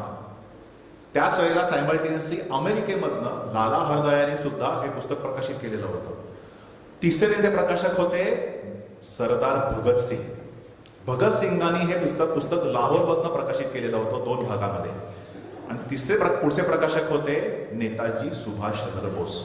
म्हणजे क्रांतिकारकांच्या पुढच्या सगळ्या पिढ्यांना प्रेरणा देणारं असं हे, ज्याला आपण म्हणू की क्रांतिकारकांची भगवद्गीता असं हे पुस्तक होतं. दुसरं त्या सावरकरांचं पुस्तक होतं जोसेफ मॅझिनी. आता हे पुस्तक सावरकरांनी जोसेफ मॅझिनीच्या इंग्रजी, ज्याचं मूळ आत्मचरित्र ते इटली भाषेतलं आहे, इटालियन भाषेमधलं आहे, त्याच्यावरनं इंग्रजी भाषेमध्ये अनुवाद पुस्तक सावरकर, त्याचे खूप खंड आहेत, 8-10 त्याचे खंड होते त्याच्या आत्मचरित्राचे वगैरे. तर त्या इंग्रजी खंडांचा सावरकरांनी संक्षिप्त मराठी अनुवाद केला 250 पानांमध्ये. त्याला सावरकरांनी 40 पानांची प्रस्तावना लिहिलेली होती. ती प्रस्तावना इतकी प्रक्षोभक होती की त्या प्रस्तावनेमुळे अख्ख्या अनुवादित पुस्तकावरती ब्रिटिशांनी बंदी घातली. पण तरीही त्यांच्या सहकार्यांनी ती 40 पानी प्रस्तावना मुखोद्गत केली, म्हणजे पाठ केलेली होती. आणि शेवटी ब्रिटिशांची ज्या हेतूसाठी त्याच्यावर बंदी घातली तो त्यांचा हेतू साध्य झाला नाही. म्हणजे एका पुस्तकावरती प्रकाशनाच्या आधी बंदी, दुसऱ्या पुस्तकाच्या प्रस्तावनेमुळे बंदी, असे हे महान साहित्यिक सावरकर होते. पुढचं सावरकर पुस्तक होतं ते म्हणजे हिंदुत्व. 1923 साली सावरकरांनी हे पुस्तक इंग्रजीमध्ये लिहिलं. रत्नागिरीच्या कारागृहात सावरकरांना वाचायला लिहायला अनुमती होती. तिथे त्यांनी ते पुस्तक लिहिलं. त्यांनी ते बाहेर पाठवलं गुप्तपणे. सावरकरांचे त्यांचे दूरचे नातेवाईक होते विश्वनाथ केळकर म्हणून, ते नागपूरचे होते. त्यांनी ते सुद्धा प्रकाशित केलं. आणि सावरकर कारागृहात असल्यामुळे सावरकरांच्या नावाने ते प्रकाशित ते करू शकत नव्हते, म्हणून अमराठा या नावाने सावरकरांनी ते प्रकाशित केलं. आणि हे पुस्तक जेव्हा ते म्हणून ज्याला आपण म्हणू की हस्तलिखित, जेव्हा त्याचा मॅन्युस्क्रिप्ट सावरकर केळकरांकडे आलेलं होतं, तेव्हा त्यांचे एक मित्र होते, त्यांनी ते पुस्तक वाचलं आणि त्यांनी ते खूप प्रभावित झाले. अक्षरशः त्याचा उल्लेख आहे की त्यांनी डोक्यावर घेऊन नाचले ते पुस्तक. आणि त्यांचं स्वतःचं एक, त्या व्यक्तीचं स्वतःचं एक काहीतरी छोटंसं वृत्तपत्र होतं, लोकल वृत्तपत्र वगैरे असं. त्या वृत्तपत्रामध्ये त्यांनी सावरकरांच्या हिंदुत्व पुस्तकाची फ्री फ्रंट आणि बॅक पेजला त्यांनी फ्री ॲडव्हर्टाईज केलेली होती. आणि ती व्यक्ती म्हणजे डॉक्टर केशव बळीराम हेडगेवार. त्यांच्या चरित्रामध्ये हा उल्लेख दिलेला आहे की सावरकरांचं हिंदुत्व पुस्तक वाचताना ते खूप प्रभावित झाले. आणि म्हणून मग ते डॉक्टर हेडगेवार 1925 साली संघस्थापनेच्या काही महिने आधी शिरगावमध्ये सावरकरांना दामल्यांच्या घरी भेटायला गेले. त्यानंतर सावरकरांची सुटका झाली. आपण साहित्यात बोलत होतो, तर त्यांचं असं एक पुस्तक की ज्यांनी ते बाहेर, ज्याला आपण स्मगल करून पाठवलं असं म्हणता येईल त्याला आपण इंग्लिशमध्ये, आणि ते प्रकाशित केलं. सावरकरांच्या काव्याला पण इतिहास आहे. परदेशभूमीवरती मराठीमध्ये रचना केलेली पहिली, माझ्या माहितीप्रमाणे पहिली कविता म्हणजे ने मजसीने परत मातृभूमीला. ब्रायटनच्या किनाऱ्यावर सावरकरांना हे काव्य सुचलं. त्याच्या मागची बॅकग्राऊंड कदाचित तुम्हाला माहिती नसेल, ते बॅकग्राऊंड सांगतो. ते मातृभूमीची आठवण येत होती वगैरे सगळ्या गोष्टी आहेत, पण ते इतके भावनाशील होण्याचे कारण असं होतं की नुकताच त्यांच्या खास मित्राला मदनलाल धिंगराला फाशीची शिक्षा ठोठावलेली होती. त्यांचा सख्खा मुलगा, 8-9 वर्षाचा मुलगा प्रभाकर याचा मृत्यू झालेला होता. सख्खे मोठे भाऊ बाबाराव सावरकर यांना सावरकरांच्या आधीच अंदमानला जन्मठेप भोगाला पाठवलेलं होतं. घरादारावर जप्ती आलेली होती. लहान भाऊ डॉक्टर नारायणराव सावरकर यांना 6 महिन्यांचा कारावास ठोठावलेला होता. त्यांची जी अभिनव भारत संघटना होती त्याच्या सगळ्या क्रांतिकारकांना अटक होऊन त्यांची छळ सुरू झालेले होते. अशा सगळ्याच्या पार्श्वभूमीवर सावरकरांच्या मनावर शरीरावर ताण आला आणि त्यांना ब्रॉन्कायटिसचा आजार झाला आणि म्हणून सहकार्यांच्या सांगण्यावरून हवा पालट करायला सावरकर ब्रायटनला गेले. ब्रायटन हे ठिकाण लंडनपासून लांब आहे. मी ज्या लंडनला गेलो होतो रिसर्चसाठी, तेव्हा ब्रायटनला जाणं हे मलाही परवडणारं नव्हतं. पण तेव्हा सावरकरांचे सहकारी होते, त्यांनीच काही देणगी गोळा करून म्हणाले तुम्ही तिथे जा, तुमचं आयुष्य, तुमचा देह, तुमचे विचार आम्हाला आवश्यक आहे. म्हणून त्यांनी सगळ्यांनी खर्च करून त्याला ब्रायटनला पाठवलं आणि सावरकरांना ते एका संध्याकाळी सावरकर तिथे ब्रायटनच्या समुद्रकिनाऱ्यावर फिरायला गेले.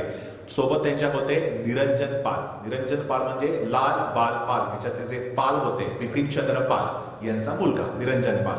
ते सावरकरांचे सहकारी होते त्या क्रांतिकार्यामध्ये. ते निरंजन पालांनी त्यांच्या लेखात लिहून ठेवलेलं आहे की आम्ही संध्याकाळी ते फिरायला गेलो.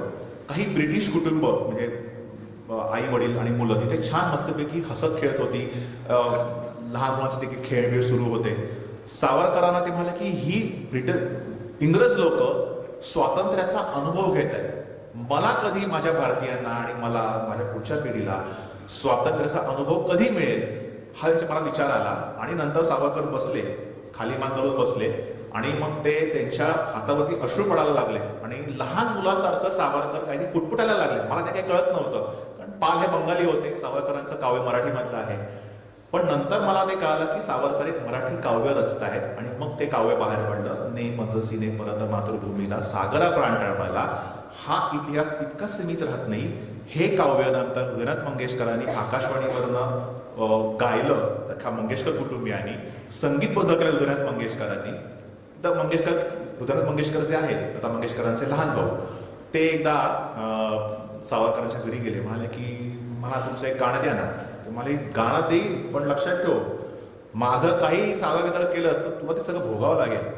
जी व्यक्ती माझ्या जवळपास आलेली आहे त्याला काहीतरी म्हणजे ब्रिटिशांची किंवा शासनाची वक्रदृष्टी त्याच्यावरती पडलेली आहे. तो नाही तुम्ही काही काळजी करू नका, तुमचं काय होईल ते बघू आम्ही.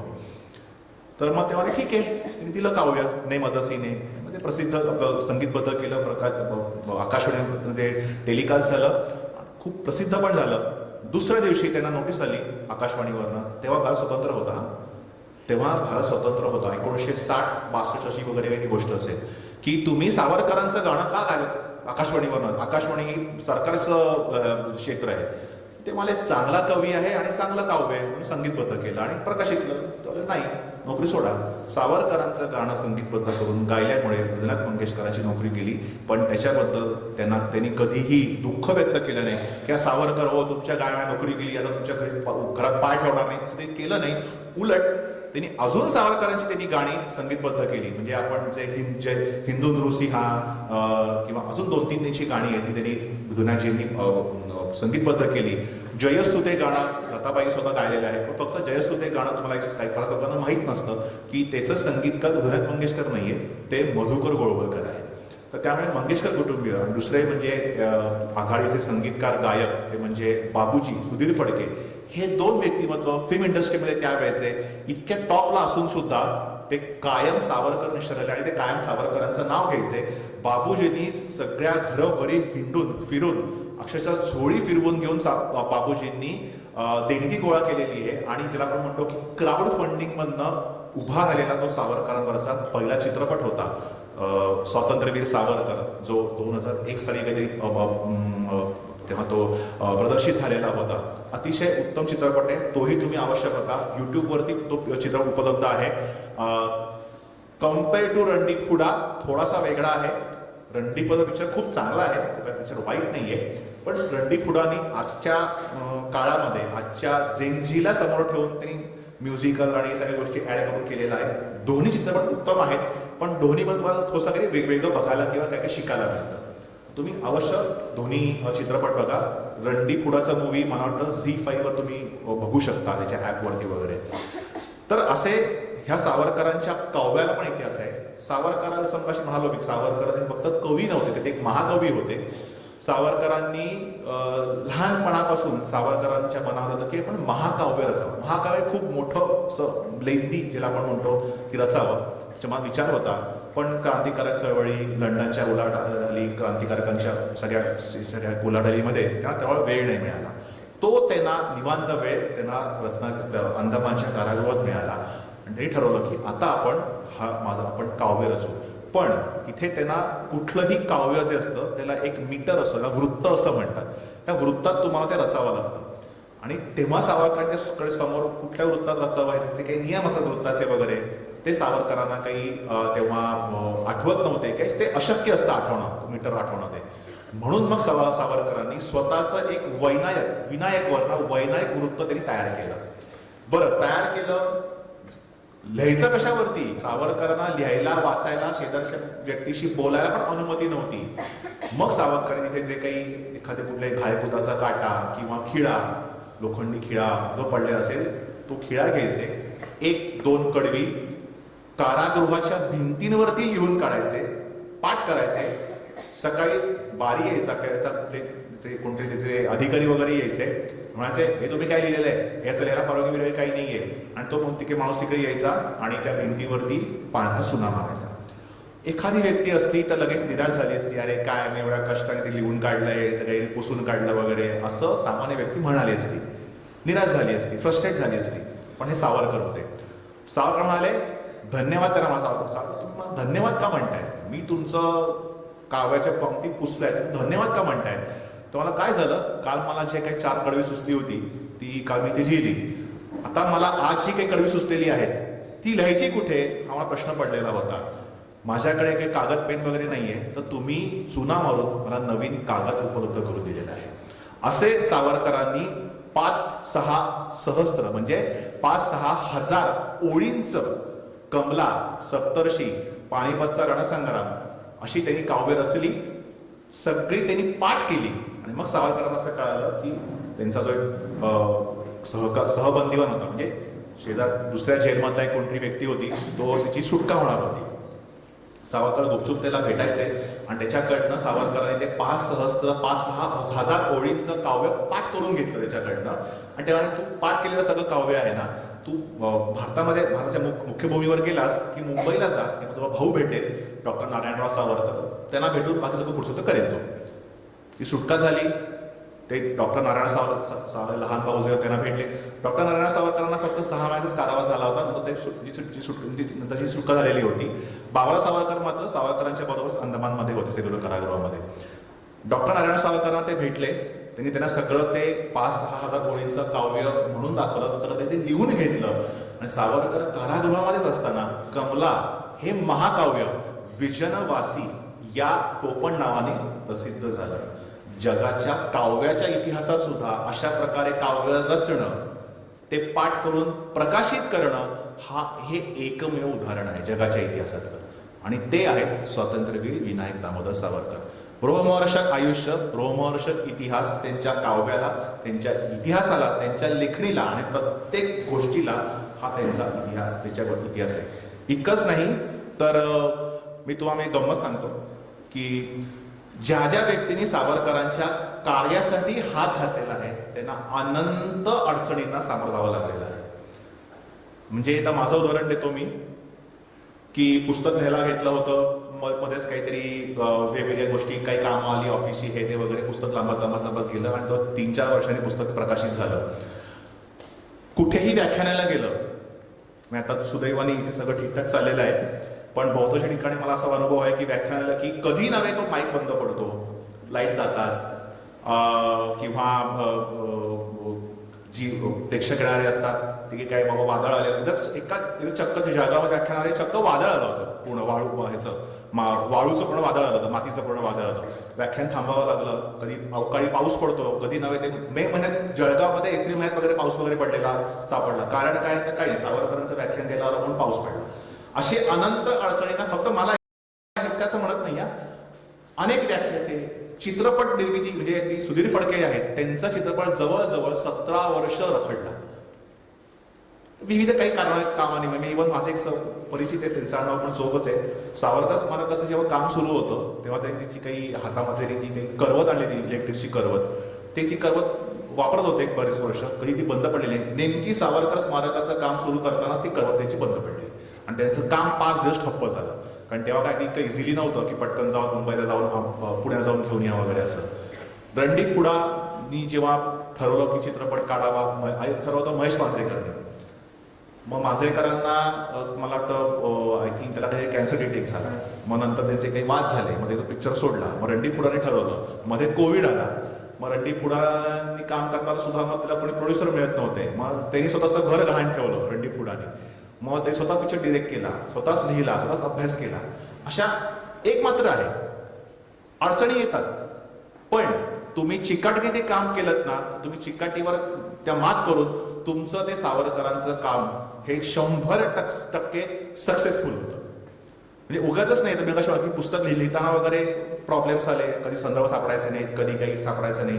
पण जेव्हा पुस्तक प्रकाशित झालं, मी तेव्हा मी अक्षरशः माझं पहिलं पुस्तक होतं. कोणी मला, मी लेखक आहे हे कोणालाही माहीत नव्हतं. घरच्यांना पण माहीत नव्हतं की तू लेखक आहेस वगैरे. फक्त वाचन करायचो, लेख बीक लिहायचो वगैरे असंच होतं. पुस्तक प्रकाशन पूर्वमध्येच 1200 पुस्तकांच्या आवृत्त्या खपलेल्या होत्या. आफ्टर प्रकाशन मला त्याला डिलिव्हर करायला लागल्या. म्हणजे हा कारण फक्त एकच की तेव्हा सावरकर हा विषय खूप मोठा, की एक ब्रेकिंग न्यूज झालेली होती त्यावेळेची. सावरकरांनी लोक खूप विविध आक्षेप घेत होते. त्या आक्षेपांना सावरकरांना अभ्यासकांना किंवा वाचकांना उत्तरं माहीत नव्हती. ती उत्तरं त्यांना साध्या सोप्या भाषेत पण ससंदर्भ या पुस्तकात दिली. आणि त्याच्यामुळेच माझं त्यात त्यात काही कौशल्य नाही आहे. ते सगळं सावरकरांचं नाव, सावरकरांचं कौशल्य आहे. मी फक्त ते शब्दबद्ध करायचं काम केलं. मी काही मोठा वक्तृत्व, मी आयुष्यात कधीही माझ्या शाळेमध्ये, कॉलेजमध्ये कधीही कुठल्या वक्तृत्व स्पर्धेमध्ये भाग घेतला नाही. सगळ्यात कमी मार्क मला निबंध स्पर्धेमध्ये मिळायचे, इतकं मी वाईट लिहायचो. पण सावरकरांचं साहित्य वाचलं आणि माहीत नाही की माझं वक्तृत्व खूप छान नाही आहे, पण माझे विचार पोहोचवण्यासाठी त्यांनी शक्ती दिली माझ्या लेखणीला आणि वाणीला. सावरकर तुम्ही करायला घेतलं, तुम्हाला अडचणी येतील, पण तुम्ही चिकाटीने ते काम केलं तर ते तुमचं 100% सक्सेसफुल सुद्धा होतं, हेही पुढचं सांगतो. कारण ते तुमची ती परीक्षा बघतात सावरकर, असं मला वाटतंय. तर असे हे सावरकरांच्या साहित्याचा पण रोमहर्षक इतिहास आहे. त्यांचं म्हणजे त्यांनी जे काही काम केलं त्याच्या क्षेत्रात, तुम्हाला उदाहरण देतो म्हणजे भाषाशुद्धी, की इंग्रजी, आपल्या तेव्हा मराठी भाषेमध्ये इंग्रजी, फारसी, उर्दू अनेक शब्द शिरलेले होते आणि त्याला प्रतिशब्द नव्हते. म्हणजे पुन्हा सावरकरांची प्रतिभा काय आहे, तुम्हाला उदाहरण देतो. सावरकर एकदा जयप्रभा स्टुडिओ बघायला गेलेले होते. कोल्हापूरला जयप्रभा स्टुडिओ आहे भालजी पेंढारकरांचा. भालजी पेंढारकर सुद्धा हिंदू महासभेचे कार्यकर्ते होते, संघाचे स्वयंसेवक होते, सावरकरांना मानणारे होते. आणि मराठी चित्रसृष्टीमधले छत्रपती शिवाजी महाराजांचा इतिहास मांडणारे खूप मोठे एक चित्रपटकर्मी होते. ते स्वतः ते प्रोड्यूस करायचे, दिग्दर्शित करायचे, लेखन पण तेच करायचे, गीत पण तेच लिहायचे. आणि तर अशा या भालजी पेंढारकरांचा जयप्रभा स्टुडिओ बघायला सावरकरांना एकदा बोलवलं. सावरकर ते बघायला गेले आणि त्यांनी बघितलं की तिथे सगळ्या वेगवेगळ्या रूम्स असतात ना. डिरेक्टर रूम, म्युझिक डिरेक्टरची रूम असते, एडिटरची रूम असते, सगळं त्यांनी बघितलं. तर सावरकर म्हणाले की हे काय आहे, म्हणजे तुम्ही चित्रपट काढताय मराठीमध्ये, पण त्याच्यात जी रूम आहेत त्याला नावं तुम्ही दिलेली आहेत इंग्रजी. Director room, editing room, sound recording room वगैरे. तर तुम्ही मराठी चित्रपट करत आहे, तुम्ही नाव मराठीमध्ये द्या, देवनागरीमध्ये लिहा. तर ते म्हणाले की हे ते तंत्रज्ञान जे आहे चित्रपटाचं, हे परदेशामधनं आलेलं आहे. त्यामुळे ती सगळी नावं पुढे कंटिन्यू केली. त्यामुळे आम्हाला ह्याचे प्रतिशब्द काय आम्हाला माहितीच नाही आहेत. किंवा जर तुम्हाला ज्ञात असतील तर तुम्ही सांगा. तुम्ही इतके मोठे महान भाषा तज्ज्ञ पण आहात, तर तुम्ही सांगा, आम्ही नक्की फॉलो करतो. हा शब्द आहे आमचा. सावरकरांनी इथे 2 मिनिटं, अक्षरशः 2 मिनिटं त्यांनी विचार केला. ते म्हणाले ठीक आहे, मी सांगतो, तुम्ही लिहून घ्या. डायरेक्टरला मराठी शब्द आहे दिग्दर्शक, म्युझिक डायरेक्टर संगीत दिग्दर्शक, साऊंड रेकॉर्डिंग ध्वनी मुद्रण, एडिटिंग संकलन, स्क्रीन प्ले पटकथा. आणि हा जो प्रसंग आहे ना, हा प्रसंग माझ्या एका स्टुडिओचे आत्मवृत्त, हे प्रभाकर पेंढारकरांचं पुस्तक आहे. भालजींचे ते रिलेटिव्ह लागतात. मला वाटतं त्यांचा पुतण्याचा मुलगा, मला वाटतं नक्की मला नातं माहीत नाही फक्त आता. तर त्यांचं पुस्तक आहे. त्या पुस्तकात प्रभाकर पेंढारकर म्हणतात की हा प्रसंग जेव्हा घडत होता तेव्हा मी तिथे उपस्थित होतो आणि नवीन मराठी शब्दांचा जन्म होताना मी बघितलेला आहे. त्याचा मी साक्षीदार आहे. अक्षरशः 2 मिनिटं विचार करून सावरकरांनी मराठी भाषेला इतके चित्रपटसृष्टीतले आज सध्या आपण इझिली वापरतो असे शब्द त्यांनी चित्रपटसृष्टीला दिलेले आहेत. म्हणजे अगदी राजकारणामध्ये म्हणायचे तर संसद आहे, अर्थसंकल्प आहे, क्रिकेटमधला षटकार आहे, चेंडू आहे, हे सगळे शब्द सावरकरांनी दिलेले आहेत. महापौर शब्द आहे, पुढे त्याला आपण मेयर म्हणायचो. दिनांक शब्द आणि क्रमांक शब्द हे मात्र दिलेले आहेत सावरकरांचे मोठे भाऊ बाबाराव सावरकरांनी. तारीख, डेटला दिनांक, नंबरला क्रमांक. तर इतकं प्रतिभावान व्यक्तिमत्व असं होतं. आणि मग ते सावरकरांनी पुढे ती एक मोठी मुवमेंटच सुरू केलेली होती. अजून एक उदाहरण देतो की तुम्हाला कदाचित काही मुलांना तर मला काव्य त्यांचं आहे की नाही मला माहिती नाही, पण माधव जुलियन हे एक मोठे कवी होते. आम्हाला त्यांचं काव्य आम्हाला मराठीमध्ये होतं, तुम्हाला आहे की मला कल्पना नाही. त्यांचं खरं नाव ते जुलियन हे त्यांचं टोपण नाव होतं. त्यांचं खरं नाव होतं माधव त्र्यंबक पटवर्धन. तर माधव पटवर्धन जे होते हे फारसीचे खूप मोठे तज्ज्ञ होते. त्यांनी एक मराठी फारसी शब्दकोश पण लिहिलेला आहे त्यांनी. जेव्हा सावरकरांनी ही चळवळ उभी केली भाषाशुद्धीची, हे सगळे लेख लिहायला सुरू केले, तर अनेक लोकांच्या सुरुवातीला खूप विरोध केला. त्यातले त्यांचे सगळ्यात मोठे कट्टर विरोधक होते ते होते माधव त्र्यंबक पटवर्धन. त्यांनी ते खूप विरोध केला. मग नंतर हळूहळू त्यांनी अभ्यास करायला सुरुवात केली आणि मग त्यांना सावरकरांचं म्हणणं पटलं. आणि मग त्यांनी सुरुवातीला त्यांची जी काही काव्य आहेत ना माधव पटवर्धनांची, त्याच्यामध्ये बराचसा फारसी शब्दांचा त्यांनी भरणा केलेला आहे. ते त्यांनी इतके प्रभावित झाले की नंतर त्यांनी सगळी त्यांची फारसी युक्त काव्य बदलून त्यांनी शुद्ध मराठी भाषेत त्यांनी सगळी काव्य त्यांनी पुन्हा सगळी ती लिहून काढली. इतके ते प्रभावित झाले सावरकरांच्या कार्याने.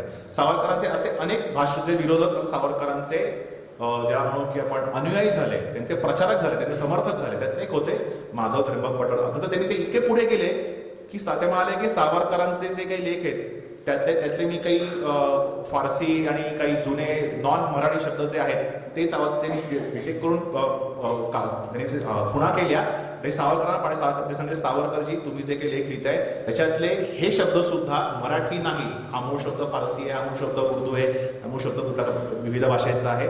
तर पुढच्या वेळेला तुम्ही ह्याला पण प्रतिशब्द शोधा किंवा माझ्याकडे त्याचा शब्दकोश आहे, तुम्ही हा शब्द वापरा.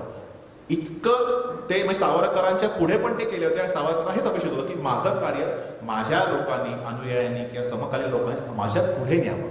ते काम नंतर माधव त्र्यंबक पटवर्धनांनी पण केलेलं होतं. दुसरं किंवा उदाहरण सांगतो ते म्हणजे अजून एक श्री भी वेलणकर नावाचे एक व्यक्ती होते. जे आपण पोस्टामध्ये किंवा आपण पुढे पण ॲड्रेस देतो ना, शेवटी आपण लिहितो पिनकोड. त्या पिनकोडचे हे जनक होते. म्हणजे पिनकोड ही पद्धत ज्यांनी शोधून काढली त्यांचं नाव श्री भी वेलणकर. श्री भी वेलणकर हे एकदा विमान प्रवास करत होते. ते खूप मोठे म्हणजे अधिकारी वगैरे झाल्यानंतर ते खूप हुशार होते. ते शेजारी होते ते होते रँगलर परांजपे. ते त्यांचं बोलणं सुरू होतं तेव्हा हो तुम्ही रँगलर परांजपे, आम्ही तुम्हाला मानतो. तुम्ही रँगलर ही गणितामधली एक मोठी पदवी आहे. माझ्या माहितीप्रमाणे दुसरे रँगलर म्हणजे झालेले होते जयंत नारळीकर. ते पण त्यांना ही पदवी मिळाली होती रँगलर म्हणून. ती गणितज्ञाची पदवी येते. आपण आय थिंक मला वाटतं कॅम्ब्रिज का ऑक्सफर्डमधली वगैरे पदवी येते मला वाटतं.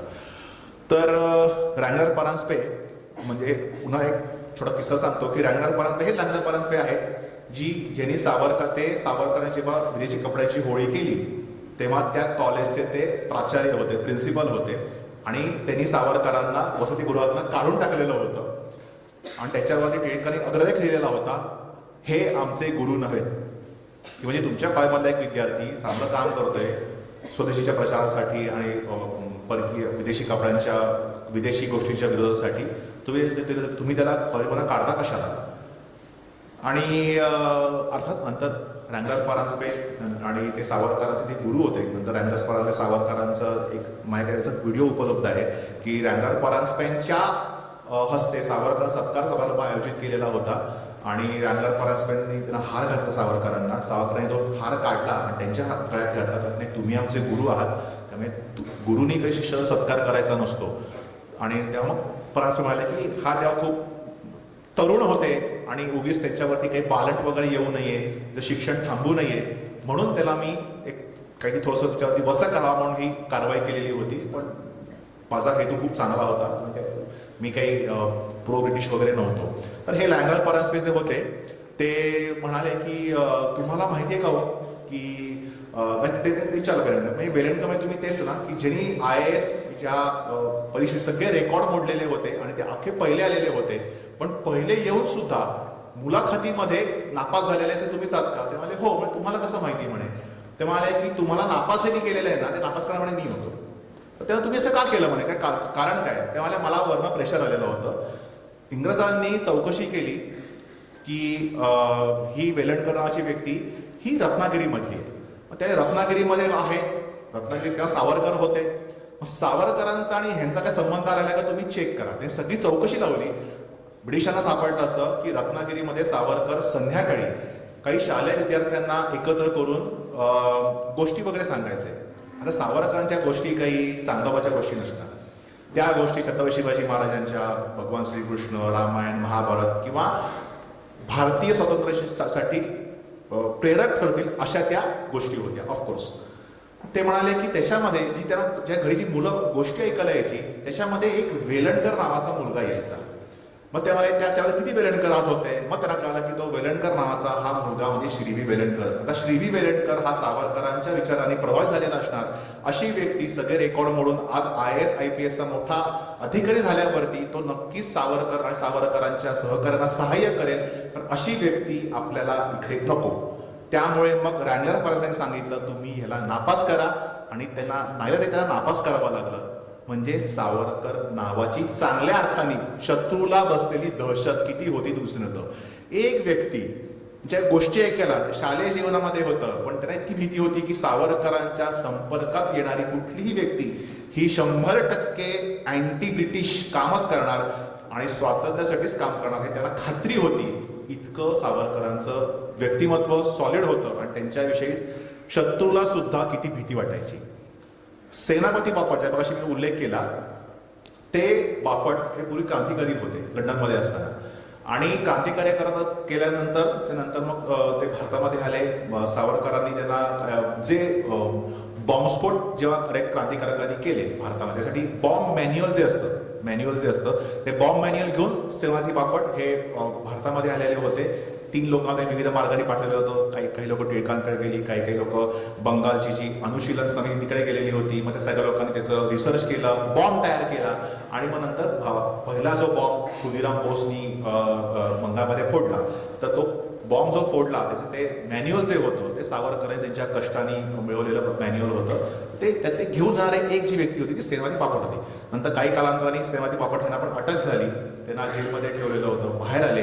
नंतर ते गांधीवादी झाले, अहिंसक मार्गाला लागले. क्रांतिकारी नंतर अहिंसक मार्गाला लागलेली होती आणि ते काँग्रेसचे प्रदेश अध्यक्षाकडे त्यांना काही पद मिळालेलं होतं. असेच बापट एकदा काँग्रेसचे पदाधिकारी असताना त्यांचा रत्नागिरी दौरा होता आणि त्यांना कळालं की आपले त्यावेळेचे सहकारी, आपले प्रेरणास्थान सावरकर आता रत्नागिरीमध्ये स्थानबद्ध आहेत. त्यांना तर भेटायला बरे ठीक आहे, तेव्हा अहिंसक झाले असतील पण आपले ते सहकारी होते तर त्यांना मी भेटणार म्हणून बापट सावरकरांना जाऊन भेटले.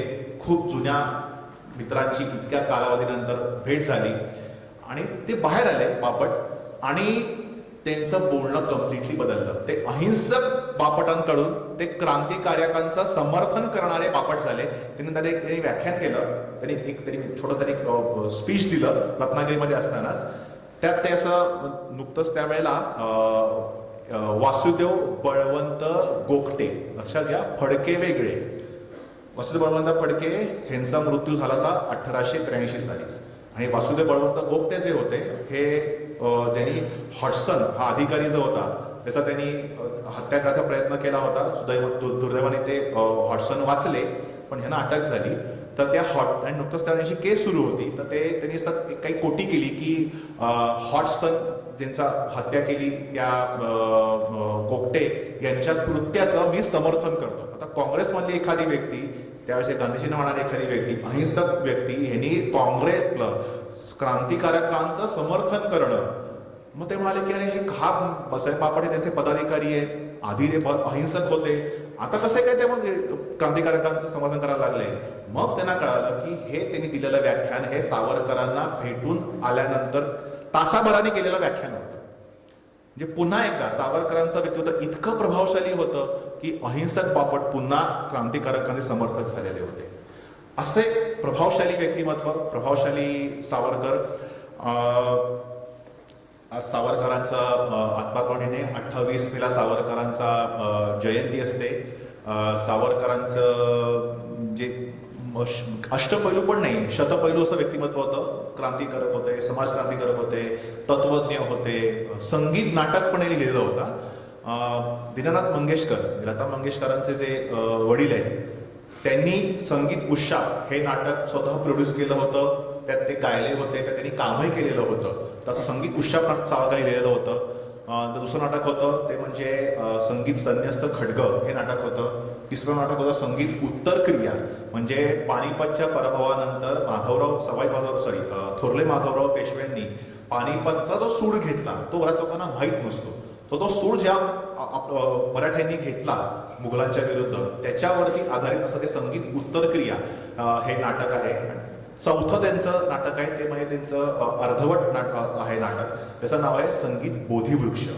तर अशी ही 3 पूर्ण आणि 1 अपूर्ण सावरकरांची 4 संगीत नाटकं आहेत लिहिलेली सावरकरांनी. इतकंच नाही तर सावरकरांनी ज्याला आपण म्हणतो की रोमॅन्टिक काव्य, तसंही सावरकरांनी लिहिलेलं आहे. शृंगारिक काव्य ज्याला आपण मराठीत म्हणतो.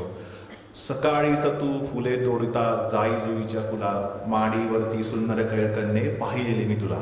म्हणजे सावरकरांसारख्या क्रांतिकारकांनी, बुद्धिवादी, विज्ञाननिष्ठ अशा व्यक्तींनी रोमॅन्टिक काव्य सुद्धा रचलेलं आहे.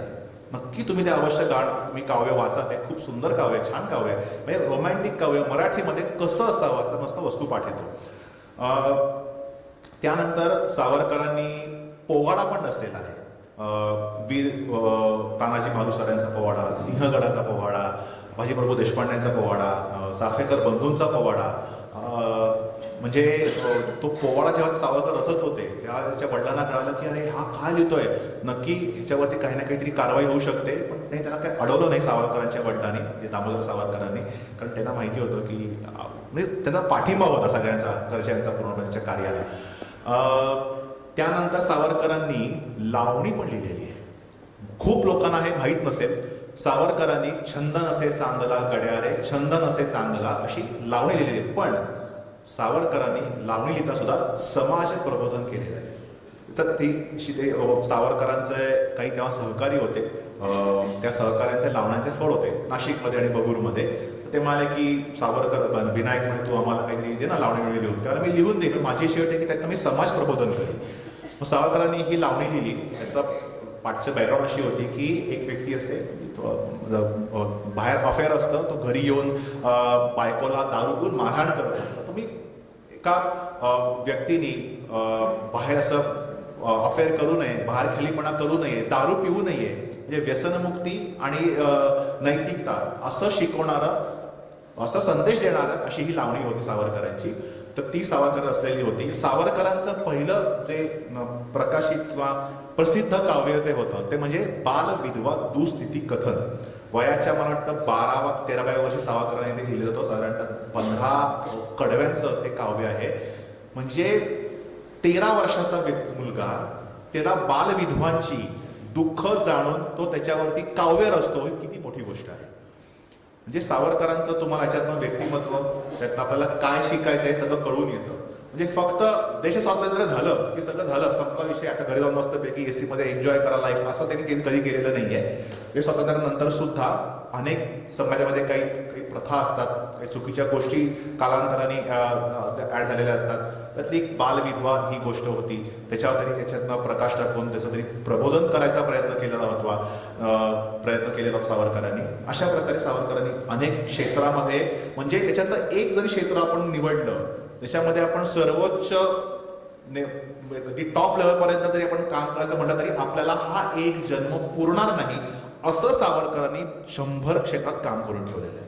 आणि म्हणून ते फक्त सावरकर फक्त काही स्वातंत्र्यवीर फक्त नव्हते, तर ते एक शतपैलू असे द्रष्टे नेते होते. म्हणजे आता हे खरं आहे की सावरकर तेव्हा आणि आजही लोकांना पचत नाहीत. याचं खरं कारण जे मला म्हणजे असं वाटतं ते असं आहे की कुठली साधारणतः एक महान व्यक्ती असते ती काळाच्या 2 पावलं पुढे असते, म्हणून त्याला पण महान म्हणतो. बरोबरच आहे. सावरकर काळाच्या 100 पावलं पुढे होते. त्यामुळे 100 पावलं पुढे असल्यामुळे सामान्य व्यक्ती त्यांच्या या 100 पावलांशी कदाचित मॅच करू शकत नसेल. हे आपलं कमीपणा आहे, आपलं दुर्दैव आहे. आणि म्हणून सावरकरांना त्यांच्या हयातीमध्ये आणि आता पण गेले 30, 40, 50, 60 वर्ष सुद्धा हवे तितके समर्थक अनुयायी मिळाले नाही. तरी पण सावरकरांचीच एक भविष्यवाणी होती. ते मला वाटतं मी तर त्यांनी समारोप करतो. खूप चांगली त्यांची भविष्यवाणी आहे. सावरकरांचा एकदा SP कॉलेज पुण्यातले सर परशुराम महाविद्यालय जे आहे तिथे सावरकरांचा कम्युनिस्टांनी, म्हणजे लक्षात घ्या, डावे ज्याला आपण म्हणतो, कम्युनिस्ट जे म्हणतो त्या लोकांनी किंवा आपण म्हणतो की समाजवादी जी लोक होती पुण्यामधले, त्यांनी सत्कार करायचा त्यांनी ठरवलं. आता एक लक्षात घ्या, तुम्हाला काही हा मी जो विनोद करत का तुम्हाला कळणार नाही, मोठ्या लोकांना काही तो विनोद माझा कळेल. पुणेकरांनी त्यातल्या समाजवाद्यांनी सत्कार करणं ही खूप मोठी गोष्ट असते. पुणेकर सहजासहजी कोणाला सहज सत्कार करत नाही. काही तुम्हाला ते कळणार नाही, मागच्या काही लोकांना कळालं असेल. पुणेकर जरा थोडेसे शिष्ट असतात. मी पुणेकर नाही, मी पुण्याचा आहे पण मी पुणेकर नाही, मी मूळ मुंबईकर आहे, मी काही वर्षापूर्वी पुण्यात शिफ्ट झालेलो आहे. तर समाजवाद्यांनी, कम्युनिस्टांनी सावरकर सत्कार करायचं ठरवलं होतं. ज्यांनी भारतामध्ये कम्युनिझम आणला त्यांचं नाव होतं मानवेंद्रनाथ रॉय. हे म्हणाले की क्रांतिकार्याची, देश स्वातंत्र्याची, देशभक्तीची पहिली प्रेरणा आम्ही सावरकरांकडनं घेतली. ज्यांनी महाराष्ट्रामध्ये कम्युनिझम आणला असं म्हणतात त्यांचं नाव होतं श्रीपाद अमृत डांगे. ते म्हणायचे की हे वीर आहेत, स्वातंत्र्यवीर आहेत आणि सावरकरांच्या सुटकेसाठी डांगे यांनी काही उलाढाली केलेल्या होत्या, काही प्रयत्न केले होते, असे ब्रिटिशांचे काही रिपोर्ट्स पण आहेत. तर त्यावेळेस बरेचसे समाजवादी आणि कम्युनिस्ट लोक सावरकरांना मानायचे. हे ठरलं की आपण यांचा सत्कार करू. आता सत्कार करायच्या वेळेला त्यांनी खोडसाळपणा त्यांनी केला असतो. ते असं म्हणाले की हा जो ते साधारण साल होतं 1940-41. तेव्हा ते त्यांना असं म्हणाले, ते सत्कार करणारे जे व्यक्ती होते ते, की तेव्हा तुम्हाला नाव भाई वैद्य होते, श्रीम जोशी होते, ज्याला आपण म्हणतो की SM जोशी. सावरकर त्यांना श्रीम जोशी असं म्हणायचे. का तर मराठीत त्याचा इनिशियलचा उल्लेख करायला पाहिजे. त्या नाग गोरे होते. सगळी सोशलिस्ट सगळी ती मंडळी होती. ते म्हणाले की हा जो सत्कार आम्ही करतोय हा सत्कार 1906 सालच्या क्रांतिकारक सावरकरांचा सत्कार करतोय. हे साल आता होतं 1940-41. सावरकर बॅरिस्टर होते. म्हणजे त्यांना पदवी मिळालेली नव्हती बॅरिस्टरीची. क्रांतिकार्यामुळे त्यांना पदवी नाकारलेली होती, पण त्यांनी अभ्यास केलेला होता वकिलीचा, बॅरिस्टरीचा. हजरजबाबी होते आणि ते अशा ह्या टोमण्यांना ऐकून घेणारे पण नव्हते, कारण स्वातंत्र्यवीर सावरकर होते. सावरकर सत्काराला उत्तर द्यायला उभे राहिले.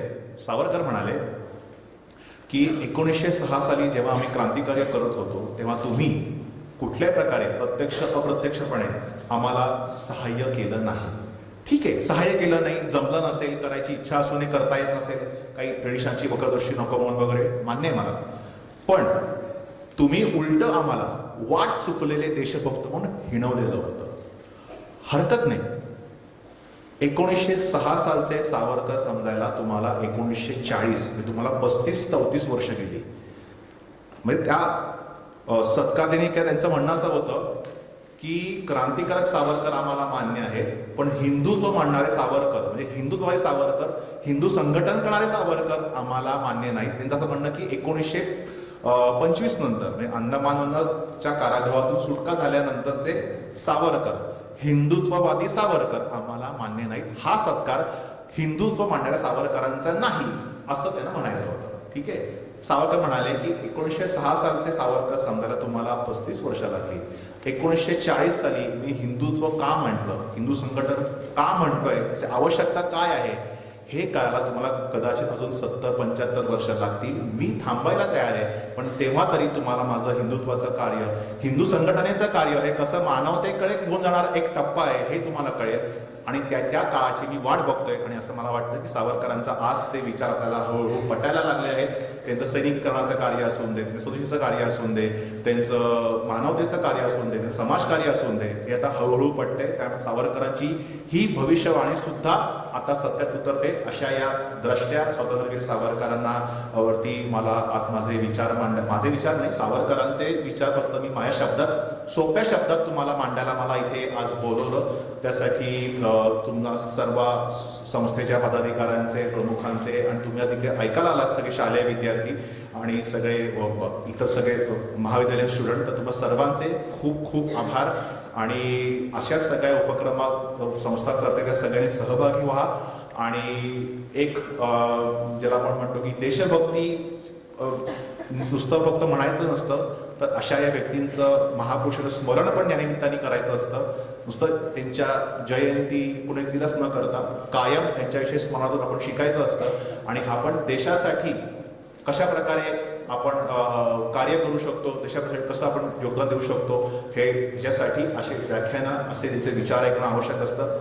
आजकाल तुम्हाला विविध माध्यमं उपलब्ध आहेत, पुस्तक वाचन आहे, पॉडकास्ट आहे, अशी व्याख्यानं आहेत, जर तुम्ही नक्की उपयोग करा.